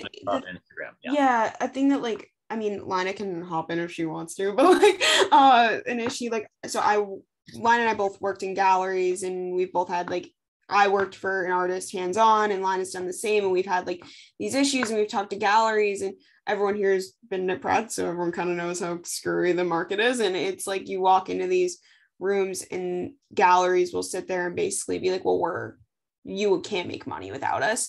And it's like, that's kind of really wrong. But like, I've also seen the other side of it, where I've actually worked in galleries and I've actually like watched these businesses grow, and a lot of artists can't profit without galleries. They just don't know how to do it. And like, it sounds harsh and it sounds mean, but that's just the reality of the situation. Like, they don't know what they're doing. And so they need both of it. So it's like, we don't want to sit here and be like, this is solely for artists, because it's not solely for artists, because that's how you don't get other galleries to join your business. Like, they're not going to listen to me if I'm sitting here and I'm like, this is just for artists. They'll be like, so why the hell do I want to be involved in this? And so it's like, I think it's important to do both, because I think it's a kind of a balancing act. And I think it's like that if we jump into different sectors, like we were talking to this woman, or Lina wasn't there, but I was talking to this girl I know who works at ESPN. She does the drones, right, for ESPN. She was talking to me and she was venting to me, and she was like, I can never find people that have the right criteria in each city to be able to do this and be able to work with me. And she was like, and if your app does well, I would love to be able to like pivot this into like finding people day of to like work on like the set of like, or she called it a set, but she's like being able to like go to like Gillette Stadium and come help me with my drones. And so like, we're hearing from different industries. And then I was talking to this woman I know who works at Atlantic Records, and she was like, yeah, no, this would be great, because then like, we wouldn't even have to have that whole like team of people that reaches out to artists because we think they're cool. Like, you guys would streamline that for us. Like, we'd be able to section you out to do it. So it's like, we're hearing from different platforms also, which I know like I should be focusing in on like the artists, because that's like what we're really intentionally trying to do, but it's hard to hear all these other opportunities and be like, no, I'm just gonna do the fine art. Say, that's Peter's point earlier, like when you're starting a new business, like you need to pick one thing, get good at that, and land and expand. But that sounds exciting. And again, I think the market is ripe for disruption. Another thing that I've heard from artists that like, in music, there's a pretty well evolved and developed function for management. So like red light, for example, and that doesn't exist for art, for studio art. So, you know, I think that's kind of an interesting opportunity if basically you're helping on the management side, helping artists. I think that is a gap. It's not necessarily a venture scale business, but I think it could be a great like money making services business. But I think there's it's a great, and you guys are well positioned at Pratt to be able to explore it. But I think both of these businesses are super exciting. Okay. No, I think that's great. I think like this is my last question, I swear, just because like every time you say something, I have like a new thing to ask. But I guess like something that like for me at least, like not to go super into my background, but I grew up and my grandfather was an artist, right? So I watched him really struggle to sell his art and to live off his art. Yeah. And I feel like as someone who like has been at art school, I feel like you can manage yourself and market yourself as an artist and you'll be able to profit more, which is kind of what we're trying to do here. But we also are having this issue where like there's something crazy, like 2/3 of Americans aren't financially literate. So it's like being able to like build an app like this is important, but not everyone's going to understand what we're saying. So it's like, I think that's another thing that's also really like a struggle. I think really though, a big question for me is based off what I've said, like, do you think it makes more sense for us to start bootstrap and then like, if need be, start pitching for investors? Because this is kind of one of those things where I'm not really sure if I like walk, because this is something mine and I have talked about a lot because we're not necessarily sure where we fall, because I go to BC night school, she's at Pratt full time. Like we're both in different stages. If I need to like quit my day job to do this and I'm making like enough money to do it, that's fine. But in order to do that, I would need to have venture capital. So like we can, I don't know, it's just like a whole slew of issues. I think the question is like, where, as someone who has a background in this, do you think like our company falls in the like, do we look for venture capital? Do we start bootstrap? I think you need to pick an approach, pick a specific pain point that you're going to try to solve for either artists or galleries, or you need to figure out what and it's great to have a vision of where the business could go, whether to other sectors or across the arts ecosystem. But I think to start, you really need to focus in on what your, to use a startup term, your minimum viable product. Like, what is the first thing you're going to build if you're building an app, for example? What is it going to be? What is it going to do? And practically speaking, you probably do need to bootstrap to build the MVP. And get friends to do it, raise friends and family money to hire an app developer, what have you. But I think that the first step I would say is to get a very specific vision of what your launch product is going to be. And then, beyond that, to get investors, you're going to need to sell the investors on what the vision of where the business could go. But I think you need that initial point of focus to be clarified. And maybe you have it, I just haven't heard it from listening to you. And I want to just jump in and follow up on that and say, like, the whole theory of I'm just going to get venture capital is sort of this, like, there's so many startups I work with that are like, someone pitches me and they're like, and then we just need to get a bunch of venture capital. And I'm like, have you tried to raise capital? It takes just getting to the point of having a term sheet in front of you can take 9 months, 12 months. And if you don't know what you're looking for or why you're doing it, they'll see through you in a second. Yeah. So saying, I just need venture capital to do this isn't ever really how you kind of have to get something down first, unless you have a track record, like you said. I think that's a really good point, to show someone before you make that decision. And you need to make the decision very well, whether you want that capital and want that investor in your business, because the minute they're in your business, you work for them in many ways. Yeah.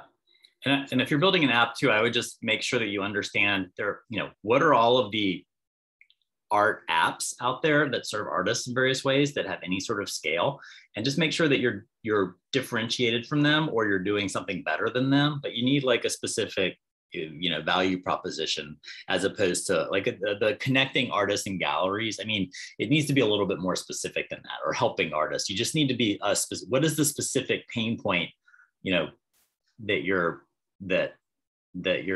business is going to help address. Yep. Yeah, I think I fully agree. Anyone else wanna ask Toby about what they're working on while we have him here? Jose?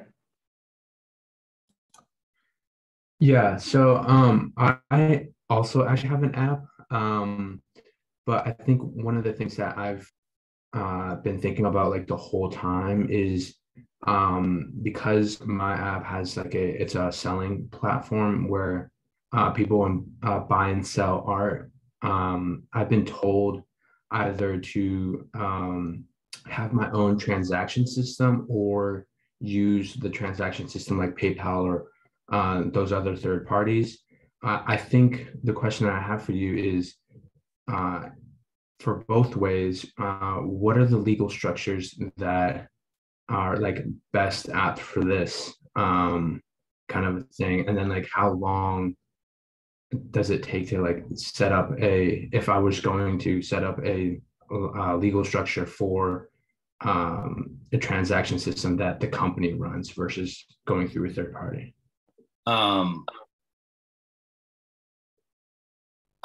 First of all, I think that you do need to have some sort of liability protection if you're taking money from people and transacting. So like you would want to be at minimum an LLC. And again, I would get a lawyer to advise you more specifically beyond that. Number two, you absolutely do not want to build your own transaction system. There are many different ways to take money. I mean, maybe something as simple as Square or PayPal. Probably not PayPal, but I think there's some more modern, evolved ways of doing it than PayPal. And then eventually, if you get big, maybe you would want to like work with someone like Stripe and have your own front end, or maybe it's Shopify. Like there are all these different. There's an entire. There are many different payment solutions out there. So I'd figure out specifically what your process is, what your order flow is going to look like, and then match it to the best third party out there. But definitely a third party and not doing it yourself. And then finally, I would say, an art marketplace, as mentioned with your two colleagues, I mean, there have been a few of those out there. So I think if you're going to launch a new one, you need to figure out what you're going to do differently, better than the Artsies of the world. There are definitely multiple art marketplaces out there. So I would like research them and be very clear on, this is why I'm launching this business, because they're the ones that are out there aren't working for reasons X, Y, Z, and I am going to solve those problems. Yeah. You didn't ask, but that's just one thing I'll throw in there. But I don't know, Jose, did that answer your questions? Yeah, it did. Okay, cool. Yeah, definitely some sort of, legal structure that gives you liability protection. Definitely do not build your own payment. Yeah, I think earlier when you said software as a service, the build versus buy thing, the software as a service world has enabled entrepreneurs to get to market so much faster and not have to think about things like building their own payment systems. Absolutely. So like, e-com is actually beautifully set up for small independent people to start a business and start selling stuff. And you can kind of just plug into all these services that all will even like do the taxes for you. It's amazing. So don't try to rebuild the wheel when the wheel is right in front of you. Yep.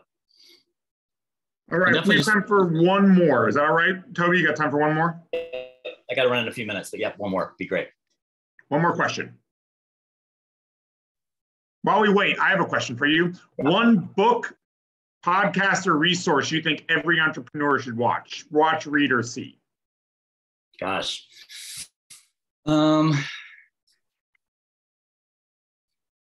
Was not prepared for this, but one good answer is there's a book called Getting to Yes that's about negotiation, and pretty much every business requires negotiation. And it's an old book, but it's great. It's also short, and it teaches you how to negotiate. And we don't have enough time to kind of explain the key takeaways, but someone recommended to me early in my career, and it really helped me like get my mind around the different points of, it kind of helps balance the adversarial nature that's inherent to a negotiation, but also the collaborative aspect of negotiation, because you're trying to achieve something. Like, and the book's called Getting to Yes. We want to solve this. We want to get, we're not trying to the reason we're talking is because we're trying to jointly achieve some sort of outcome, and it's not necessarily oppositional. So it is adversarial, but it's not fully oppositional because we're talking. And so like it helps you think about how to best achieve your goals and when you're negotiating. I'm going to put that one out there. All right. So I think that'll do it. Thank you so much for your time. We really, really appreciate it. Everyone give Toby a round of applause. Thank you so much. That was amazing. You covered so much stuff in an hour. It was amazing. Yeah. Thank you for inviting me. It was fun to be here. And again, I'm totally happy to answer questions by email, tbryce@gmail.com, BRYCE. And if, I'd love to stay in touch and be consultative as you guys take these great ideas and move them forward. Have a great weekend. Thank you. Thank you. Thank you.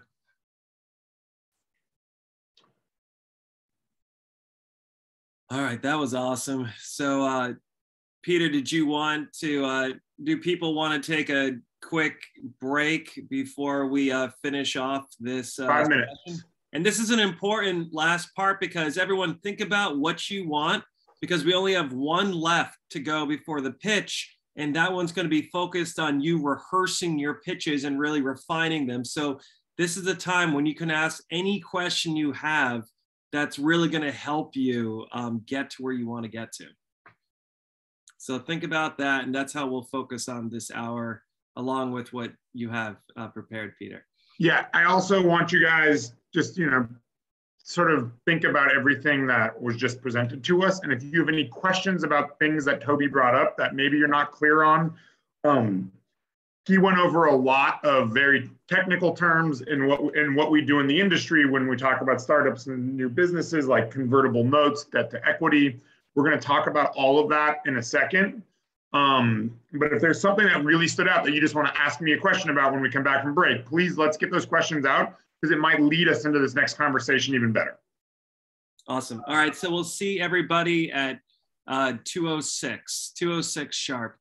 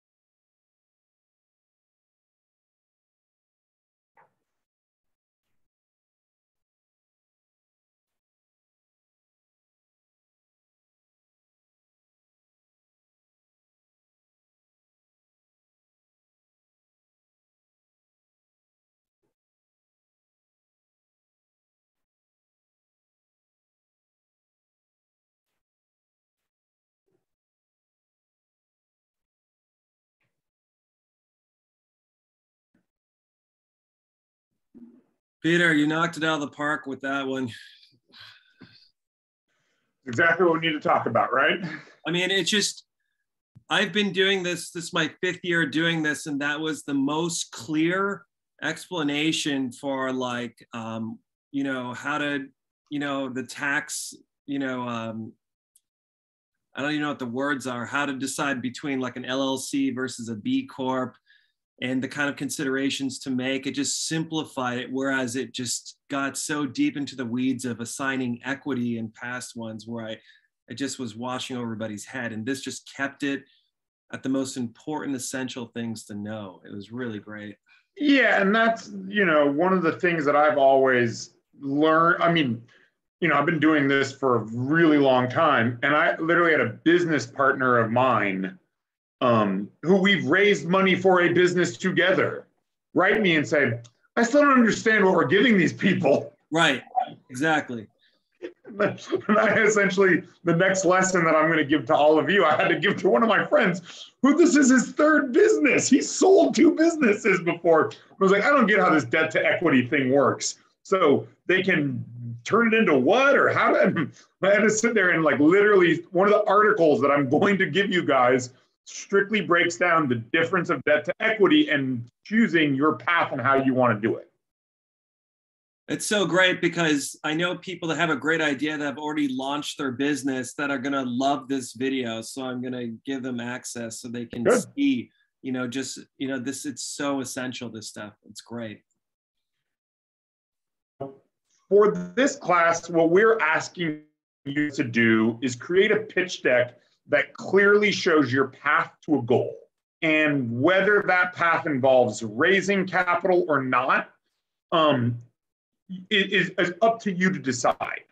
But what we're trying to do is, I'm not expecting you to come out of this, you know, 6-session, 7 class, you know, incubator and go start a business that's doing $200 million a year. If you come out of it with a clear direction and next actionable steps of what it would take to bring your business where you want it and understand where you're trying to go with it, that's really my goal. Because I deal with so many founders, so many startups, so many people that skip the middle step of they have this idea and they assume that idea is then immediately $1 million business. But they forget all of the process in between to get it to even that point. And that's really what we're focused on here. If you guys were going for a Series A round, and we'll talk a little more about what that means, I would assume you were already in business selling goods with experience and a staff hired. But since most of you aren't, and many of you don't have a financial background, you're lucky because you work in private equity and you kind of understand the things I'm going to be talking about. So if at any point, since you actually work in this stuff, if you want to chime in and say, I've seen this work or I've heard of this, please do it. Because I've never worked for private equity. So I've worked with private equity, but never for private equity. So I think that's important to understand, like how these terms work. So private equity is kind of different than a venture capitalist, because private equity, venture capital sort of funds the 2% of startup businesses they're expecting to go 100x. So venture capital is generally looking for, and I think that Toby said it multiple times, venture scale capital. These are the biggest, and they have huge potentials for massive amounts of growth.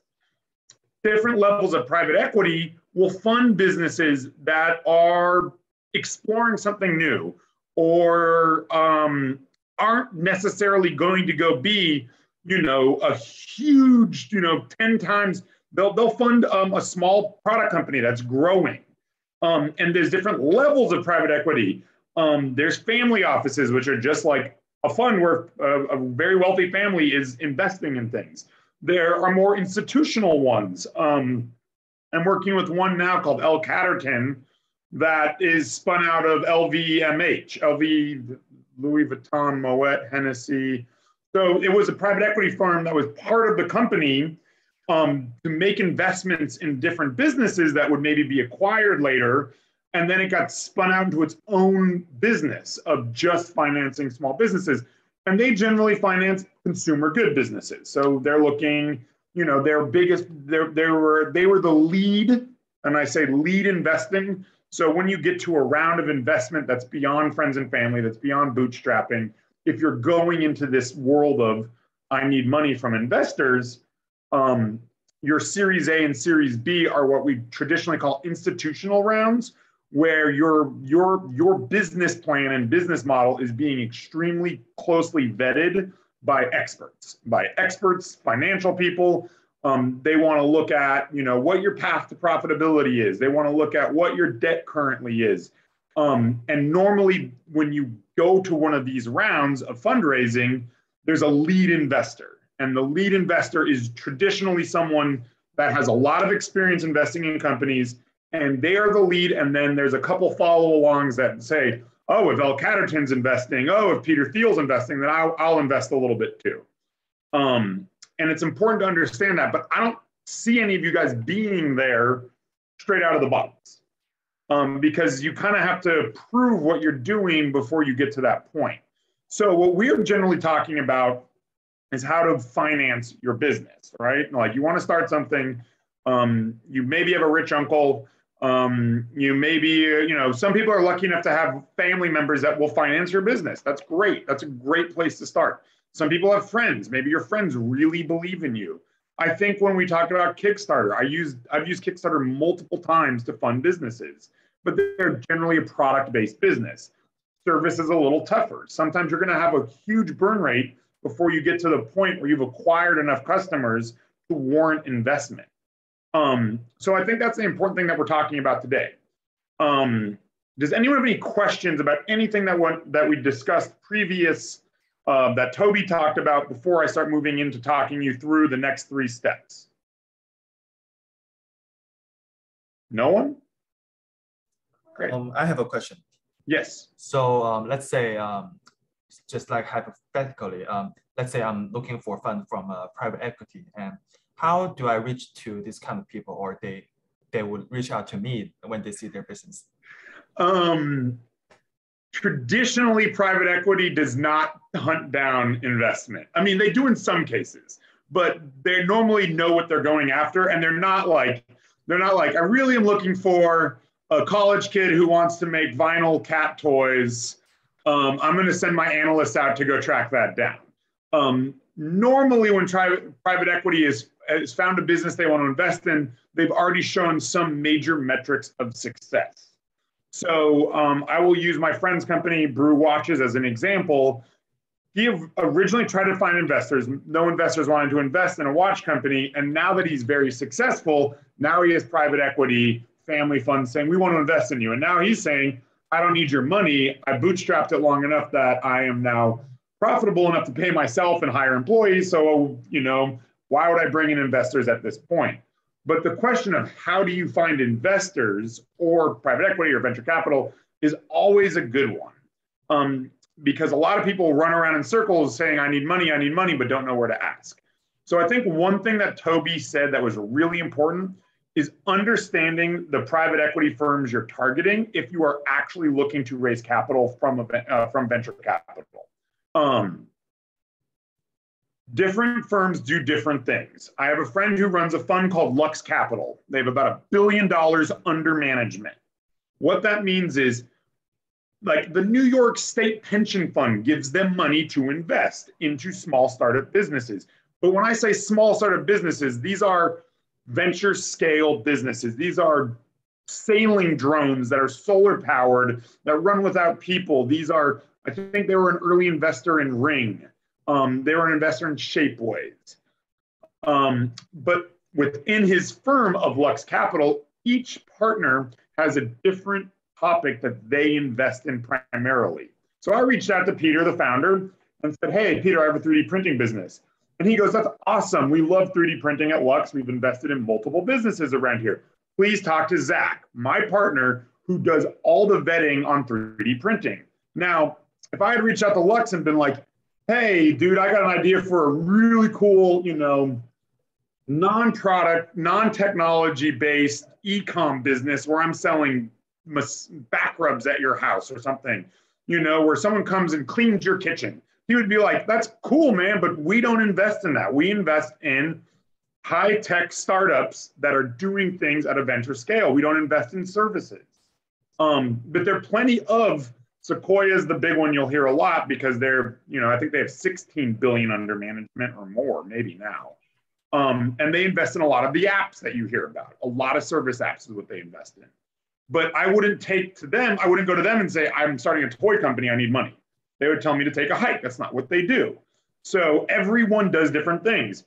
The other thing, every one of the businesses we're generally talking about here is customer facing in the way you're dealing directly. You're not anyone that's, I can't think of anyone that's offering like a true B2B solution where like you're selling something to a business to make that business operate better. And that's called B2B versus B2C. So, or D2C, direct to consumer and business to business. Most of the private equity that I see is focused, you know, they would rather be in the business of making the foam that Adidas uses to make their sneakers than Adidas sneakers. And there's an old saying about this from, you know, the people that went to California for the gold rush didn't get rich finding gold. The people selling the pickaxes did. So there's this whole theory of, you know, especially when I see investors are very savvy. They know your business better than you know it most of the time. If they've invested in this space, they can directly think of comparables to wherever you are. So that's one of the reasons of knowing your competition and being very aware of them is important, but not being afraid of them. Because they'll say, well, what do you think about this? They just closed a round for 14 million. How are you going to compete against them now that they're capitalized? And you'll have to have an answer about like why your business is better than the other one and your business doesn't have money yet and you're asking for it. But like, I really want to pull back on the investor thing because I will say, and my buddy Zach at Lux Capital, I used to bring him into my crowdfunding class to explain to my students why they don't want venture capital. And, you know, my crowdfunding class, people are raising 10,000, 15, 20,000 bucks. Actually, Zach is our highest raiser. Congrats, Zach. You know, it's not a business that venture capital would invest in because it's small products that people are bringing to market. But I used to bring Zach in because I'd have all these students, or not Zach, Zach Schneiderhorn in, because I'd have all these students that would be like, we need venture capital, we need investors. And I bring him in to like really temper what they're thinking because the minute investors are in your business, they have a say in how your business runs. If you go sell 20% of your business to an investor, they're going to want a board seat. They're going to want to have some oversight in what you're doing with their money. In early stage companies, when investors come in, they kind of are like, here's the money, go grow it. Please hope it works. You know, they understand the risk. But once you start really bringing in venture level, private equity based level investors, they're going to they're going to say, we don't want you. You may be like, we made $200 million last year. That is, you know, I feel great about that, but I really don't feel like building this into $1 billion company because I don't want to have 14 offices and all these employees. I'm really comfortable with our 3 offices and our 1,000 employees and the 200 million we made last year. And they may say, screw you. We have votes also. We want you to keep your foot on the gas. And, you know, this is one of those things, anytime you deal with investors, you want to make sure you get along with them. Because nothing is worse than having an investor you don't get along with, you know, just like riding you for answers or whatever. And B, you want to make sure they're aligned with where you see your business going. Because if they aren't aligned with that and they see your business going somewhere that you don't, they'll kick you out and they'll simply vote you out. You'll still be the founder of it. You'll still get paid, but you will no longer have control of the company. And I've seen it happen. I heard a story about a Pratt student who founded a 3D printed shoe company, took investment in, wasn't running the company right, and her investors voted her out. And they took over the company and sold it. So that's my like warning before you guys are all like, we got to go get capital. Does anybody any questions about that? Tamai, have you had to vote any founders out of a company yet as a private equity person? No, so my company, to get even more niche, we actually invest in music catalogs. Oh, So we're cool. technically private credit in a way, but we still fall under the private equity umbrella, and our subsequent strategies will be more equity focused, but purely within the media and entertainment business. So we'll buy like music labels, production houses, that sort of thing. Interesting. That's a really interesting space to be in right now when you start seeing all these catalogs selling for 200, 300, $400 million. So exactly. Yeah. We just bought Despacito, so we're excited about that. Did you? Yes. See? And that's like, I think that's like one thing that we haven't even talked about, guys, is like licensing and royalties and how stuff is owned. Like once you create stuff, you know, like you just sell a song, you know, and someone owns the rights to it. So every time it's in a commercial, her company makes a percentage of whatever that royalty is for that song to play in that commercial. So does anyone have any commercials while you brought up IP about like how to protect their idea? I haven't heard anyone ask about that. And is that because you already know, or you're not worried about it? Or is it that maybe now you are wondering that? I'm just wondering, is anybody here wondering about can I give my high level IP talk real quick here? So I am very knowledgeable in the IP category of law because I've worked in product development and design for a very long time. So when we talk about intellectual property, the main thing we're talking about is the value of your idea and how you protect it. So there's 3 different major ways to protect your idea. And it all depends on what your idea is. There's patents, which you've all heard about, I'm sure. And there's 2 types of patents. There's a design patent and there's utility patents. For example, a design patent covers how something looks. But if I take it and change it slightly, I can get around that patent. So design patents have a low level of protection. But for something like a car company, it's a very important level of protection that they want, because even if, you know, and this has happened before where Hyundai stole the BMW rear end and just put it on the car, and BMW sued them and won in court on a design patent. And then there's utility patents. Utility patents are how something works. It can be a drug, a chemical formulation, a new material, or a physical something that does something and it's new and novel and never done before. Utility patents have a very high level of protection, but are also very hard to get. So the best way I've heard this described is a design patent is the Lego man. The Lego man is protected by a design patent. The Lego brick is protected by a utility patent.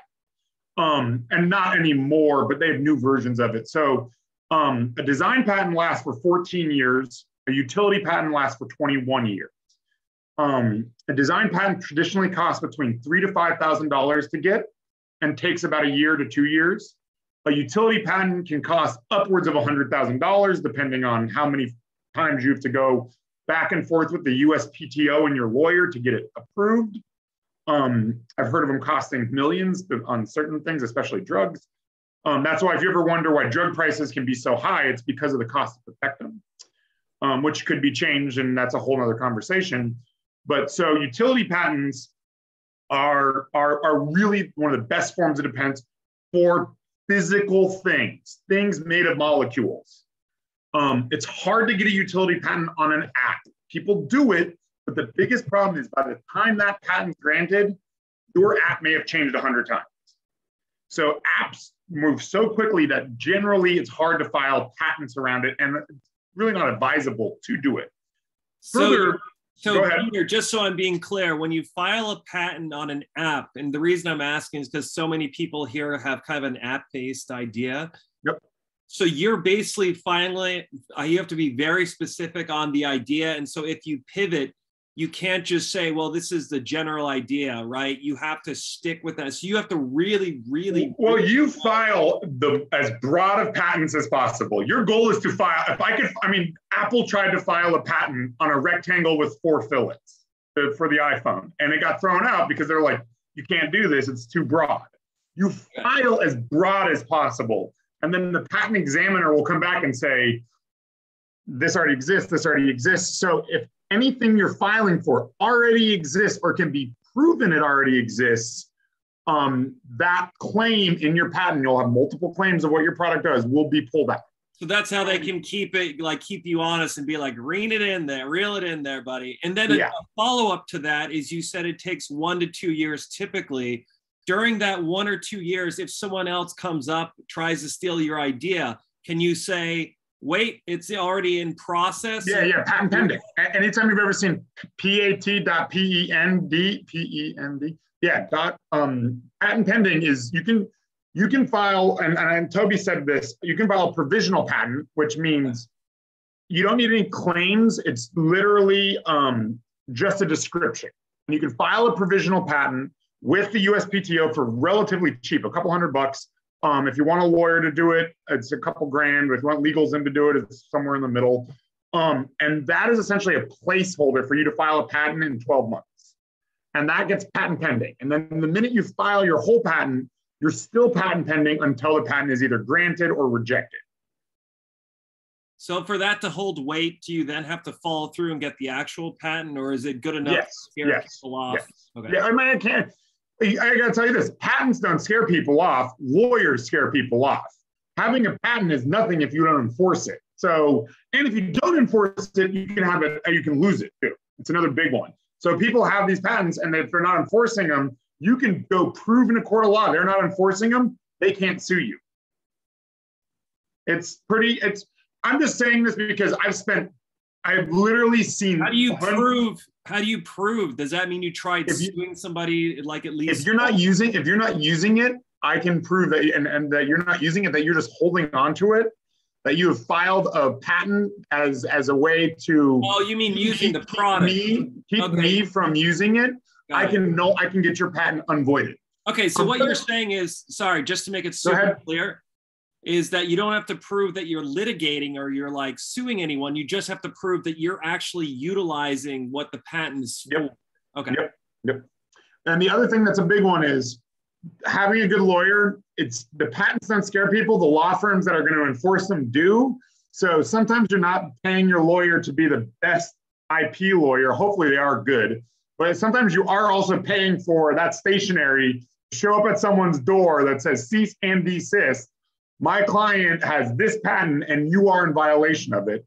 And when they see, like, Cooley LLP, which is a very large startup law firm that is very well trained in going to court over IP conversations, they're going to be like, crap, it's not just some dude, some lawyer that's like. So sometimes you're paying way too much, but you're paying because you want to have something that seems like when you come after them, that you're coming with all your guns blazing. But that's going a little deep into the weeds on IP law. So patents are one way to protect your idea. Patents are mostly for physical products. Another great one that I always like to talk about is CROCS. CROCS, injection molding foam, is a process, and no one can patent it because it exists.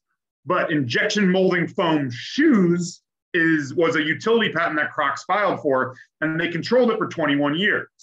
So Crocs was, like a Nerf ball is patented because it's injection molded in the shape of a football, or was. Now anyone can do it, but Crocs did the exact same thing as Nerf, except for shoes.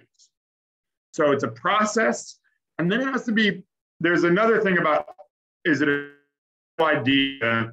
And could someone with general knowledge of the industry come up with it easily? Because that will make it no longer novel and new if they determine that. I'm going through that with one of my patents right now, where they're saying, well, anyone could come up with this. And we're like, well, they didn't. And they're like, but they could. And we're like, well, they didn't, and we did, and we filed a patent, so give it to us. And that's like a conversation where your lawyer has to talk to the USPTO patent reviewer to figure out what they'll allow through and not allow through. So that's patents. The other form of protection is trademarks. Trademarks are very easy to file for and offer very good protection, except they have to be in use. So I can't trademark Peter Raganetti because unless I was selling something like with my name on it, it's called trade usage, statement of use. To have a trademark that is usable and defensible, you have to be actually selling something. So like Tarform Motorcycles has a trademark, but we weren't selling anything for 3 years. So we've had to file extensions. And now that we've finally sold our first bike last year, we're using that as our statement of use date to verify our patent, our trademark. Now, trademarks work in classes. Every trademark can be applied to a different class. I forget how many there are, but like essentially, I could use Home Depot if I wanted to as a coffee restaurant. I think maybe I could. It all depends how protected you are. I didn't catch the word. I can use Home Depot as a what? Like a coffee restaurant. Like I can use it, you know, like there's like, you could use Amazon if you wanted for something else. But now people will try to file as many trademarks as they can and as many classes as they can to protect themselves, but you have to prove you're using it in that class. So Tarform has an apparel trademark and a motorcycle trademark. So we have to sell some t-shirts on our website to verify that we have a trademark for our apparel, right? I see, but then Terraform Coffee would not fall under that trademark class. Yep, that's a different class. Yep. So if you want to start Tarform Coffee tomorrow and you had coffee beans and packaging, the other thing you have is you have your word mark, which we started talking about last week. That is a separate type of patent, a separate type of trademark. And that is a visual trademark. So if you took our logo and made it Tarform Coffee, we may come after you for the use of our logo type and face and all of that. If you just made Tarform Coffee and it was its own thing, we really have nothing to come after you for. I mean, we could try, but it would be a way to waste. And once again, starts with ceases and desists and moves on. So filing a trademark is pretty easy. One of the trademarks I filed was for this 3D printing company called Flex 3D. We were granted the trademark with one clause. We weren't legally allowed to use 3D as part of it. We could leave it on there, but because 3D is such a broad term in 3D printing that you can't trademark the word 3D because it's too broad. So once again, anytime you're building an IP protection on anything you're doing, you want it to be as broad as possible so you're protected in as many scenarios as you can be.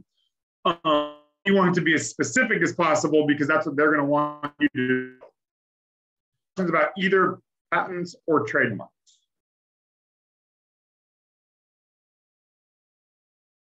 Okay. Then the other thing is copyrights. And like we were talking about before, a music catalog. Anything you create is copyrightable. Does that make sense? But not everything falls under copyrights. So a great example is Walt Disney. Mickey Mouse is copyrighted. And Mickey Mouse, the copyright, it used to be you could file a copyright for $18. And it was good for, I think, 30 years. The theory was the lifetime of the artist, the copyright should exist for. So the artist can profit from what they created for the lifetime of the artist. And it's filed with the Congressional Library. But then Walt Disney realized that he was going to die and Mickey Mouse was going to be available for anyone to make as many cheap Mickey Mouses as they can. So he actually petitioned Congress to make copyright law, I think, 145 years. So something you create is protected by copyright law for 145 years, and it's technically protected with or without you filing for it, as long as you can prove it's yours. But filing for it gives you extra protection. So artwork, trademarks, things like that. If it's a trademark in use, like a logo in use, it's a trademark. But like Louis Vuitton's pattern has been copyrighted. You know, Gucci's pattern has been copyrighted as a pattern. Written words, books, music, art are copyrightable. And copyrights are a very good way to seek protection. There's a great book on this. It's called Selling My Idea With or Without a Patent. And it talks in depth about all IP stuff that you need to know. But the most important thing is get a lawyer. Lawyers are really what you want to know. And we're going to have a lawyer talk about everything IP in the end of April, but not in this class specifically. It's going to be for all of Pratt, mostly all three of my entrepreneurship classes. So you guys aren't required to come to it, but I'm getting an opportunity to bring literally a full-on IP lawyer in who's only going to talk IP. And that is the time I would save your questions. So does anyone have any questions about that before we look quickly at the homework? Nope. All right, I'm going to stop my video and share my screen. So hopefully I stay without breaking up. So please interrupt me if you see something on here or have a question. So what you guys are going to be doing next is 3 things. The step 1 is determining what your business goals are. So, and that is generally, you can have a broader vision of in 10 years, I want this company to be blank, blank, blank, blank, blank. But I'm more talking about immediate goals and what key performance indicators would say you're on your way to reaching those goals. So I had said 5,000 users in 12 months. At 6 months, I want 2,500, you know, so you're not going to look at that. This is a lot of times how business investors, partners, friends will look at your business. Are you reaching the goals you've laid out? So what I'm asking you guys to do, and I gave you some cool things to look at, like this Smart Startup Goal Ideas from Forbes is an excellent, excellent article on like how to set your goals in a realistic way at the idea stage. Most of you are at the idea stage. And then I also talked about, you know, there's a few other things about future forecasting, why you need to have KPI metrics. But what I'm asking you to create is a roadmap that you can use in your slide deck that says, here's my goals and here's how I want to reach them. So this can be as simple as a Gantt chart or a coded Excel sheet, but I prefer a little more visuals, and you guys are all designers. So generally your roadmap should follow, here's a couple examples, should follow something like this. You know, we launch our alpha test, then our beta test, then we launch the app, then we launch the iOS app, then we expand LA, then we go public. That is super brief. And as you can see, it's lipsum aurum, blah, blah, blah, blah, blah. If you can launch your alpha and then go public, that's great. This is probably not a 12-month roadmap. It's probably a 4 or 5 year roadmap. I want you guys to think in 12 months. Carl, you feel free to interrupt me too if you see anything. What I was going to say is that this in the financial projection slides are the 2 slides that usually get most picked apart at the pitches. And so it's really wonderful. We're having all this specificity. And if you have any questions, please ask us, because these are the slides usually that's not as easy as doing a competitive matrix or telling your story. Those slides are usually much easier. Yeah, this is where we're asking you to really hone in on what you define as success and how you want to get there. So as you can see, here's other ones, goal-oriented roadmaps, where maybe you're saying, we have these goals, we want these things to be done, and here's the metrics of success of how we say we've reached those goals. Because that's what, you know, saying you want a goal and saying how you're getting there, like everyone has goals, but it's the people who write a plan down to get there that are the most successful at reaching them. And that's what this is. This is like, let's get that goal. So another great one, define the problem, validate the problem, validate the market, scale your solution, you know, get more funding. All these things we're saying super broad, you know, get more funding. That could be a 2-year process for some businesses. So the goal is for you to write a roadmap for 12 to 18 months. Your first phase of your startup. What are the goals? How do you get there? How do you measure them? Is that clear? Everyone clear on this? I'll take that as a yes.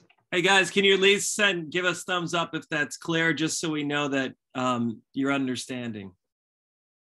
Great, thank you. Cool. The next big thing that I generally see like a lot of times startups miss is they don't understand their budget for what they need to do to reach those goals. So they say things to me like, I need $1 million. And I say, for what? And they say, well, I need to hire 40 people. And I'm like, whoa, whoa, whoa, whoa, whoa, with this hiring of 40 people. You know, like, I want a budget to know, and this is going back to lean startup, how the lowest amount of money you can get to your goals as possible. Then if I give you more, hopefully you can get beyond your goals. So this is literally a pie chart. So this is going to be you guys creating a budget for what you think you need. A lot of times I see these get a little weird because like you don't necessarily know everything you need. So you're going to make assumptions, and that is perfectly fine. But, assuming that you don't need marketing for your first 12 months means you're in build mode. And assuming that that means you'd be heavy on the prototyping side of your funding. But if you're trying to sell something, marketing and sales is probably going to be your biggest piece of your pie chart. So figuring out how much money you're going to need and how you're going to spend it over that 12 to 18 months is a really important thing. So I've given a couple of things here about how to budget your startup, how to keep it agile. Toby brought up some of this, be smart with money. There's a whole theory about like, don't carry too much inventory. Start super lean. So lean startup methodology, there's a book on it. It's mostly for tech sector, but there's also been other ways to look at it about how to start stuff. But what I'm asking you to do is show me a budget of how you intend to spend the money that I would give you, or any money, loan or whatever, over the next 12 months. Does that make sense to everybody? Is that clear? Is there any questions? Okay, so then that leads us to, so this is what I'm asking you to do. When you're thinking about your budget, what does your estimated budget look like? How are you going to get that capital? That's an important thing to kind of, that should be in your goal map. I need investment capital. I need a loan. I need a bootstrap. What will the first product be? Is it a service? How much is it going to cost to build that product to launch? And that includes all of these things, building prototypes. And then the theory is that MVP going to make money? So, I was talking about restaurants. Restaurants, we talk about how much a table will spend in a night, and we think of an average, and then how many times that table turns and how many tables you have. So trying to think about, how many customers you'll need daily, weekly, or monthly to make a profit, or exchanges on your website or whatever, is sort of the big thing that you guys need to kind of realize. Because as an investor, I love your idea. I want to see you succeed. But if I don't see a path to profitability and for me to make my money back at least, there's no way in hell I'm investing. So you can show me the most beautiful pitch deck with the most beautiful slides of your visions and dreams, but if I don't see a clear path to somehow making money, I'm out. And like if you ever watch Shark Tank, that is like the number one question those sharks are asking. How does this business make money? When will it start making money? How much money can it make? Does anyone have any questions about that? Does anyone have any questions about how they're making money? And that's a very legitimate question, because usually I know a lot of Pratt students, they're so great at so many things, but that one sometimes is difficult in this program. Does anyone have any questions about that?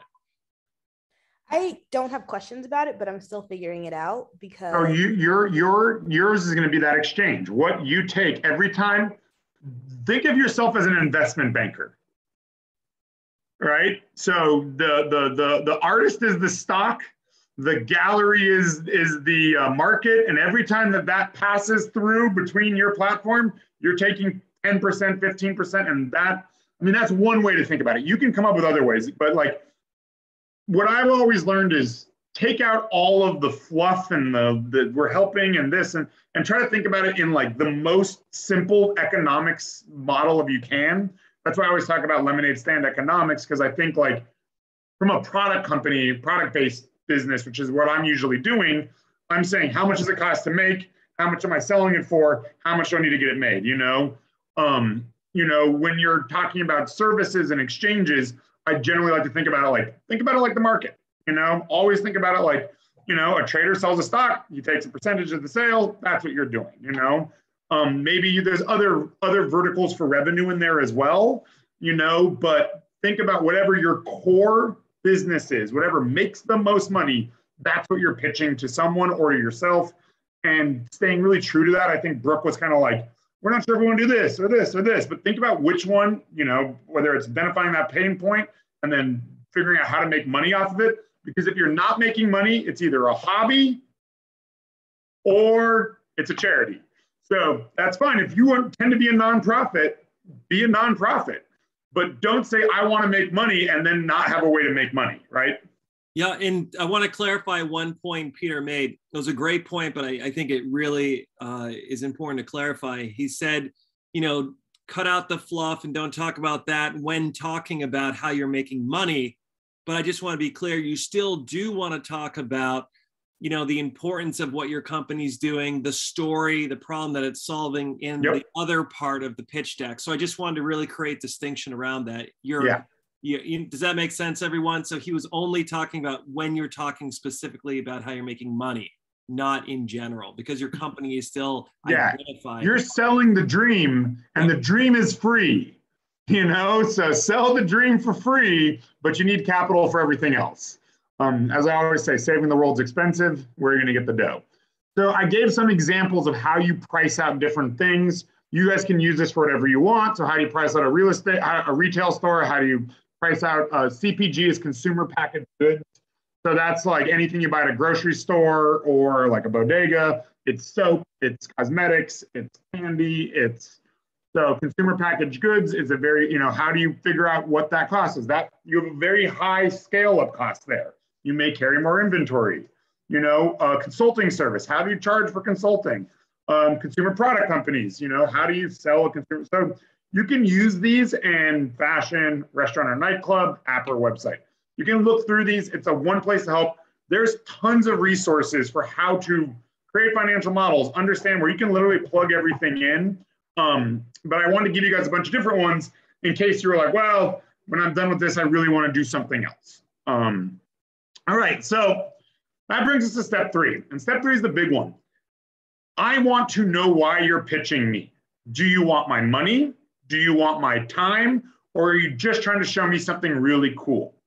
So many times I see companies that are like, we want to do this, we want to do that. And then I'm like, all right, what do you want? So that's an important thing. Now, if you don't want to raise investor capital, that's great. You still need to know how much money you need to operate. And there still is a point where you say to myself, even if you're writing yourself your own, I'm asking Peter Raganetti from Peter Raganetti for $10,000 to launch a toy, launch a line of peanut bars.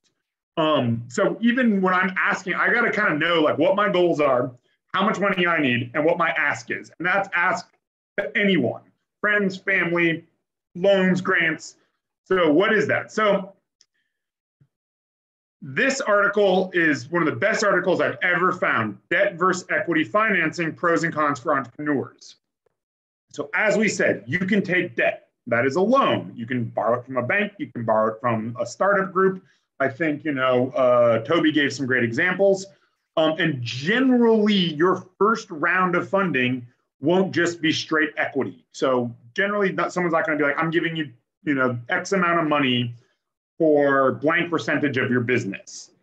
Generally, it's what we call a convertible note or a debt to equity round of funding, which means an investor, a bank, or whatever can give you capital. And at the end of the terms of that deal, you either pay them back plus interest, or they have an option to convert that capital they gave you into equity in your business. Now, if you are an LLC, they are buying directly into the partnership of your LLC, which gives you a lot less protection. If you are an incorporation, they're buying stock shares, preferred Series A stock. There was a conversation about dilution and non-dilution. That gets really deep into the weeds. I don't think we need to go into that. But understanding what you're raising money for and how you're doing it, whether you're borrowing it with intent to pay back, whether you're borrowing it with intent to convert it to equity, or whether you're just giving someone part of your company is a very important thing to understand. This article I found as the best article ever to describe it. It's what I send to all the founders I work with that can't quite wrap their head around how debt to equity works and convertible notes work. So that being said, how do we get money? You know, I have an idea. I want your money. How do you give me money? So are you giving me a loan? Are you giving me just cash? Are you just handing me a suitcase full of Bitcoin?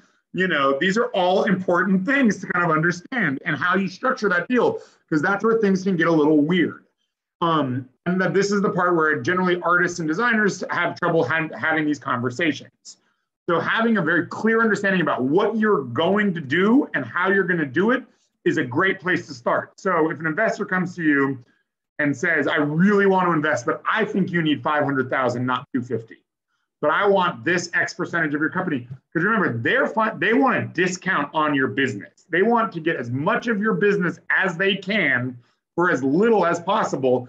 So their basis of cost on your business is as low as possible. So if you're saying my company's worth $10 million and they're saying we think it's worth 5, you're going to have to fight to get them to where you want them to be. They're not going to be like, cool, it's worth 10, let's go. And if they do say that, that means you valued your business way too low. Part 3, how to show your company's growth and projected revenue. So a basic financial model. I am not going to ask you guys to go build super complex Excel spreadsheets on financial modeling. Financial modeling is really well done by an accountant or a tax or a financial professional. I hire this out. I don't build these myself. But what I did create is a good article for what pre-revenue startups usually show. And I also included somewhere in here how you set a valuation on your company, even though you're not making money. Because that's the biggest one, and this is everyone. You're inventing numbers. You're saying in 6 months, we are gonna have this amount of growth. We're gonna make this amount of money. And then you're going out to prove it to those investors. If you can't do that, then you're not gonna receive investment. So like, you are making numbers up, but you want to be making them up with the most, like in the most practical sense that makes real sense. So that's why informed. So like all the time, someone will give out numbers and a judge might say, so where did you get this numbers from? And you want to be able to answer that question. And it can be a comparison. You could say there's another company out there that did this, or based on what my advisor had said with the previous business. But generally what investors are looking for is hockey stick growth, what we call the J curve, or we call the hockey stick. And you can see, so there's the tinkering, that's you guys where you are now, and then you're moving into the blade years. I don't need you guys to show me past this. I believe you, your company's gonna be worth $1 billion, but I don't need you, you're asking me to invest in this right now. You're tinkering, you want me to invest in the blade years, and then I'm gonna get paid back when you hit that growth and inflection point. I'm not asking to invest in the $1 billion business. Right now, I'm trying to invest in your $1 million business. Does that make sense to you? That clear? Okay. So I'm just giving you examples of how financial projections work. I am not asking you to make this. I am literally just asking you to be aware that this exists. So I pulled a couple different ones, and there's different things on here. You can see it's by years, and gross profit, total expenses, and net profit. So the question is, how long does it take for you to get to net profitability, which is net profit? So I kind of wanted to show this group on explosive revenue growth and revenue versus net loss, So there's this point here between March 09 and December of 10, that 1 year where they were losing money, and then they continue to lose money even though they had revenue coming in because they were investing in bigger things. So your goal is to show me something like this. Netflix is always a great one for it. Zero year 1, 0 year 2, year 3, a couple million, year 4, oh, now it's getting somewhere where someone would actually want to invest in it. No one's going to invest in your business for exponential growth if you're not showing something like this. So how do you set your market cap? That is, what your total value of your company is worth. And you're usually saying, this is not the value of my company today, but the value of my company in 18 months when we go do another investment round. That's what they're investing in. So I found this great article on financial theory to evaluating startup ventures. But generally a pretty clear way to look at it is, this is where you guys are, $200,000 to $500,000, an exciting business plan or idea. It is great to think about your seed round, that is the $500,000 to $1 million range, or your Series A, that is the $1 to $2 million range. but this is a really good way to look at how startups are valued. Right now, you're all friends and family. Bootstrapping, friends and family, what is it, right? What is the value of your company going to be once you get it up and running? If it's going to, I mean, Parform, our product's $50,000. You know, we sell enough of them, we're quickly at $100 million. If you're selling me CBD gummies and they're $5 a pack, it's going to take a lot more of them to be in the market before you hit that $1 million mark. I know some investors that won't even look at product or CPG companies unless they're doing over $150,000 a year net, $50,000 a month net revenue, with the on pace to do $1 million in a year in net revenue, because that's still considered a small business. So your financial slide needs to make sense in line with your roadmap and your budget. And this is the slide where you say, you know, we'll be profitable in blank, and I want, you know, you to put in, you know, 10% of the company, 10% of the company at $500,000, you know, something like that. And then you can use a convertible note. And this is always arguable. Investors will say, well, I want more, or I'll give you less, but I want the same amount, you know. And this is going to be like, I think that book, Getting to Yes, is a great book to talk about this, because getting to yes, you know, if you overvalue your company, you look dumb. If you undervalue your company, you look dumb. But every investor will see a different version of where your company should be. So it's this really hard thing. And I had a company where we kept making new decks because someone would tell us that we need to be raising $10 million. And then they'd tell us we need to be raising $500,000. And after a year of talking to these different investors and changing our numbers all around, they're like, you guys don't know what you're doing, do you? And we were like, shit, you're on to us. Luckily, one investor believed in us and gave us some money, and we hit our profitability, and you know, now the company's running well. But you know, there is a point where you're going to get a lot of suggestions. But remember, investors are thinking about themselves. They want you to be successful, but they also want to be able to say, I invested in Rocky's, you know, toy company, and it was a cute little cat thing. And then the next thing you know, Rocky was doing $30 million a year in sales around the globe. And, you know, we were the early investor in it, because then it makes you look super smart. But you're going to hear a million no's before you hear a yes. You're going to have bumps and lumps along the way, and just having yourself protected as best you can is really the goal. And then the last thing you guys are going to be doing is starting to lay out your pitch decks. I will send that homework out because I want you guys to get started on it a week before the last class. But given how we're going, we were going to have you guys practice pitch your last class. But I think the last class is going to be solely about pitching, talking about building your decks. But I'll get you your homework a little early if you want to get started on it ahead of time. Any questions?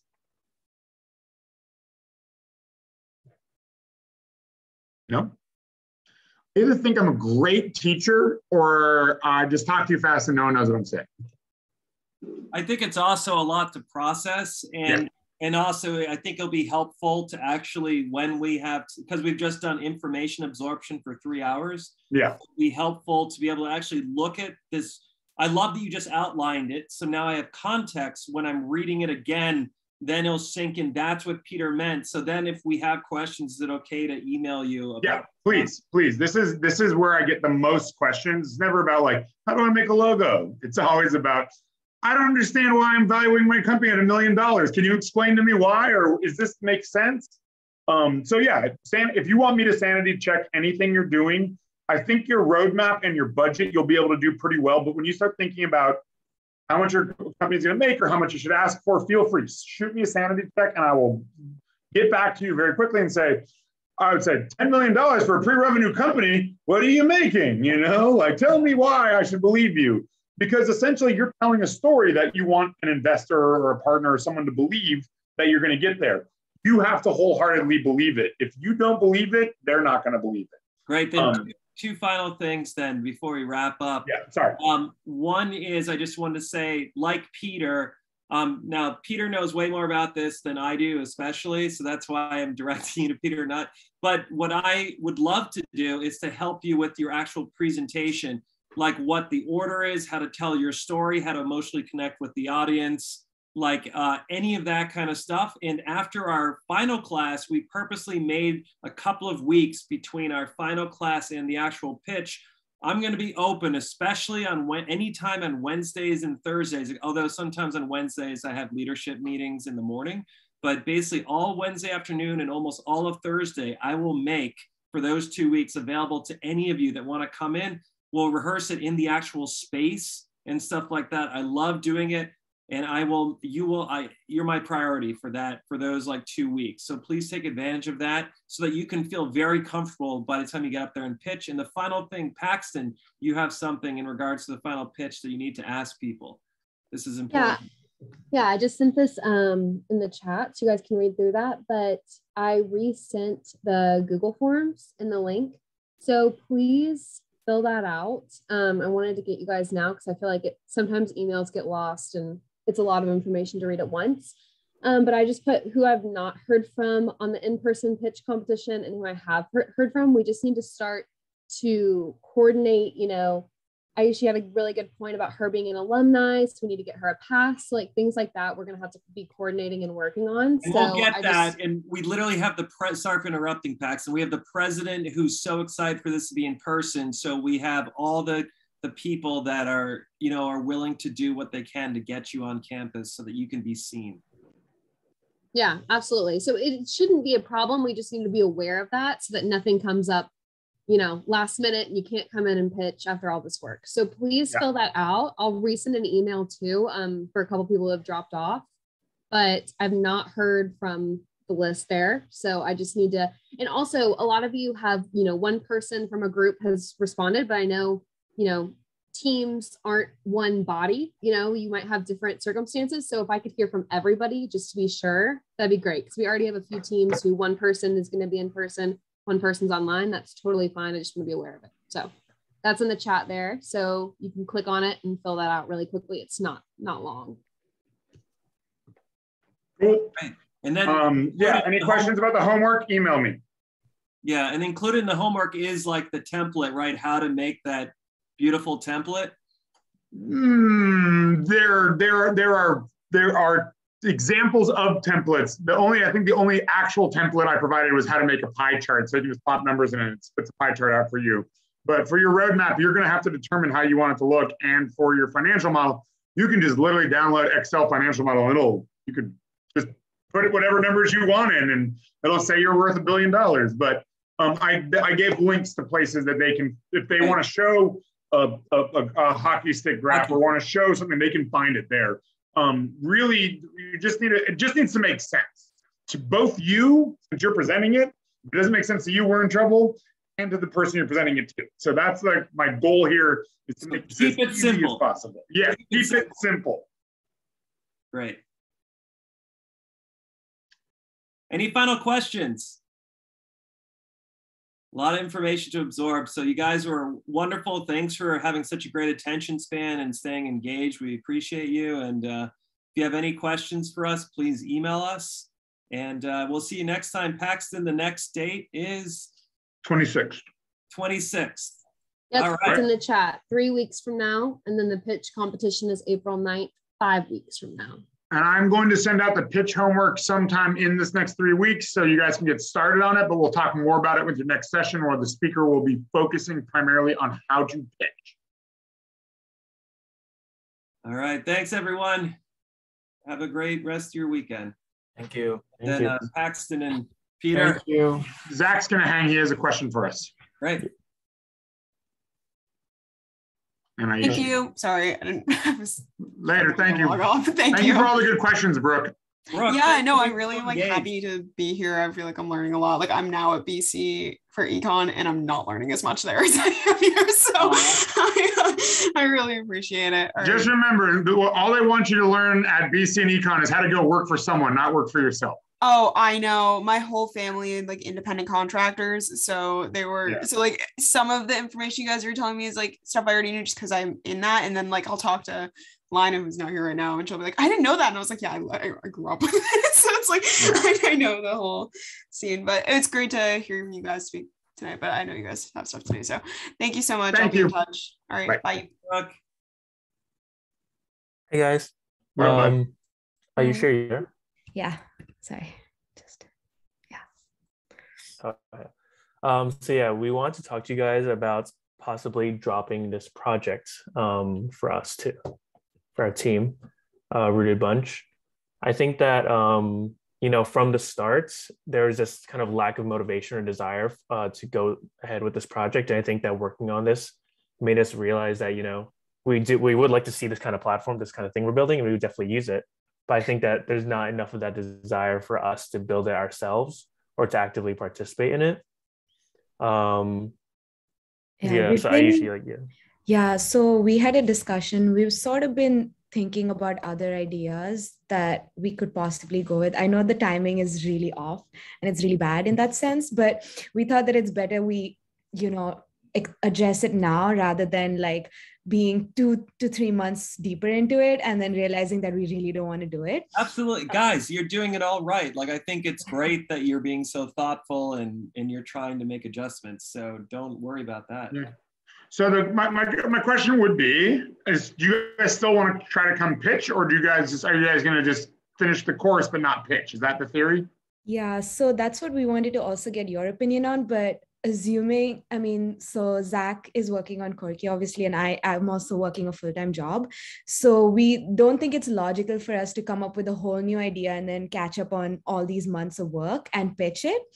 But we definitely want to keep coming to the classes. I mean, I know there's only like 1 or 2 more, but we really love the classes. So we wanted to get your opinion on that as well. But that was mainly our thought process, was to sort of continue with the classes because we're still learning a lot, and then possibly take a different direction. Yeah, I mean, of course, like, you guys have come this far and we appreciate your participation and engagement and stuff. So we'd never discourage that.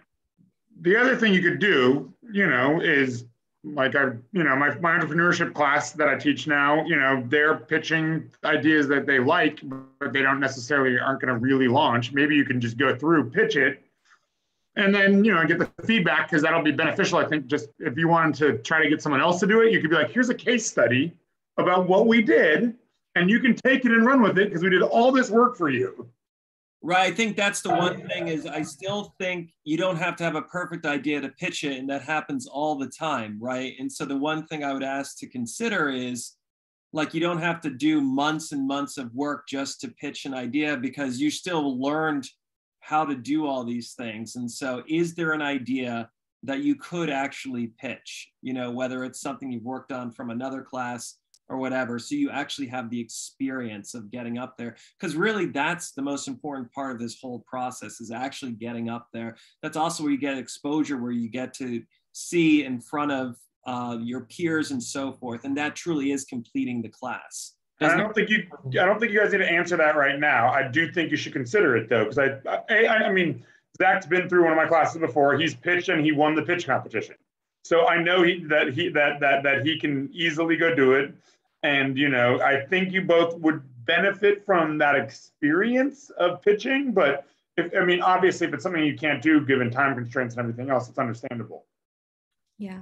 I definitely, it would be helpful, I think, also because in the past 2 years, because of COVID, like, we've only learned how to pitch digitally. Yeah. You know, and that's the main way of presenting for now. Yeah, it's up to you guys. You guys can make the decision. There's ideas that I love that I would love to see come to market that I don't feel like going through and building, and I will give them to whoever wants them. I will tell you, I have a full pitch for like 4 different companies that are great ideas for someone else to do. I think that's an amazing idea. So that way you get the best of both worlds. You get the ability to pitch a thoughtful product, as long as it's one that you believe in. You get that experience, and then you also don't have to feel like this isn't something that, you know, you don't have that pressure of having to bring it to market. And Zach, that's super impressive. I didn't know that you won the pitch competition. So even if you're interested in using that idea for this session, you know. Oh yeah, bring back the quirky planter. Yeah, no, seriously, like, if you, you know, it depends on if your partner would be interested in doing that with you, but something like that, then you actually have the experience of doing that in person. And you know that it's a great idea. You know that it resonates with people. And you have a deck mate already.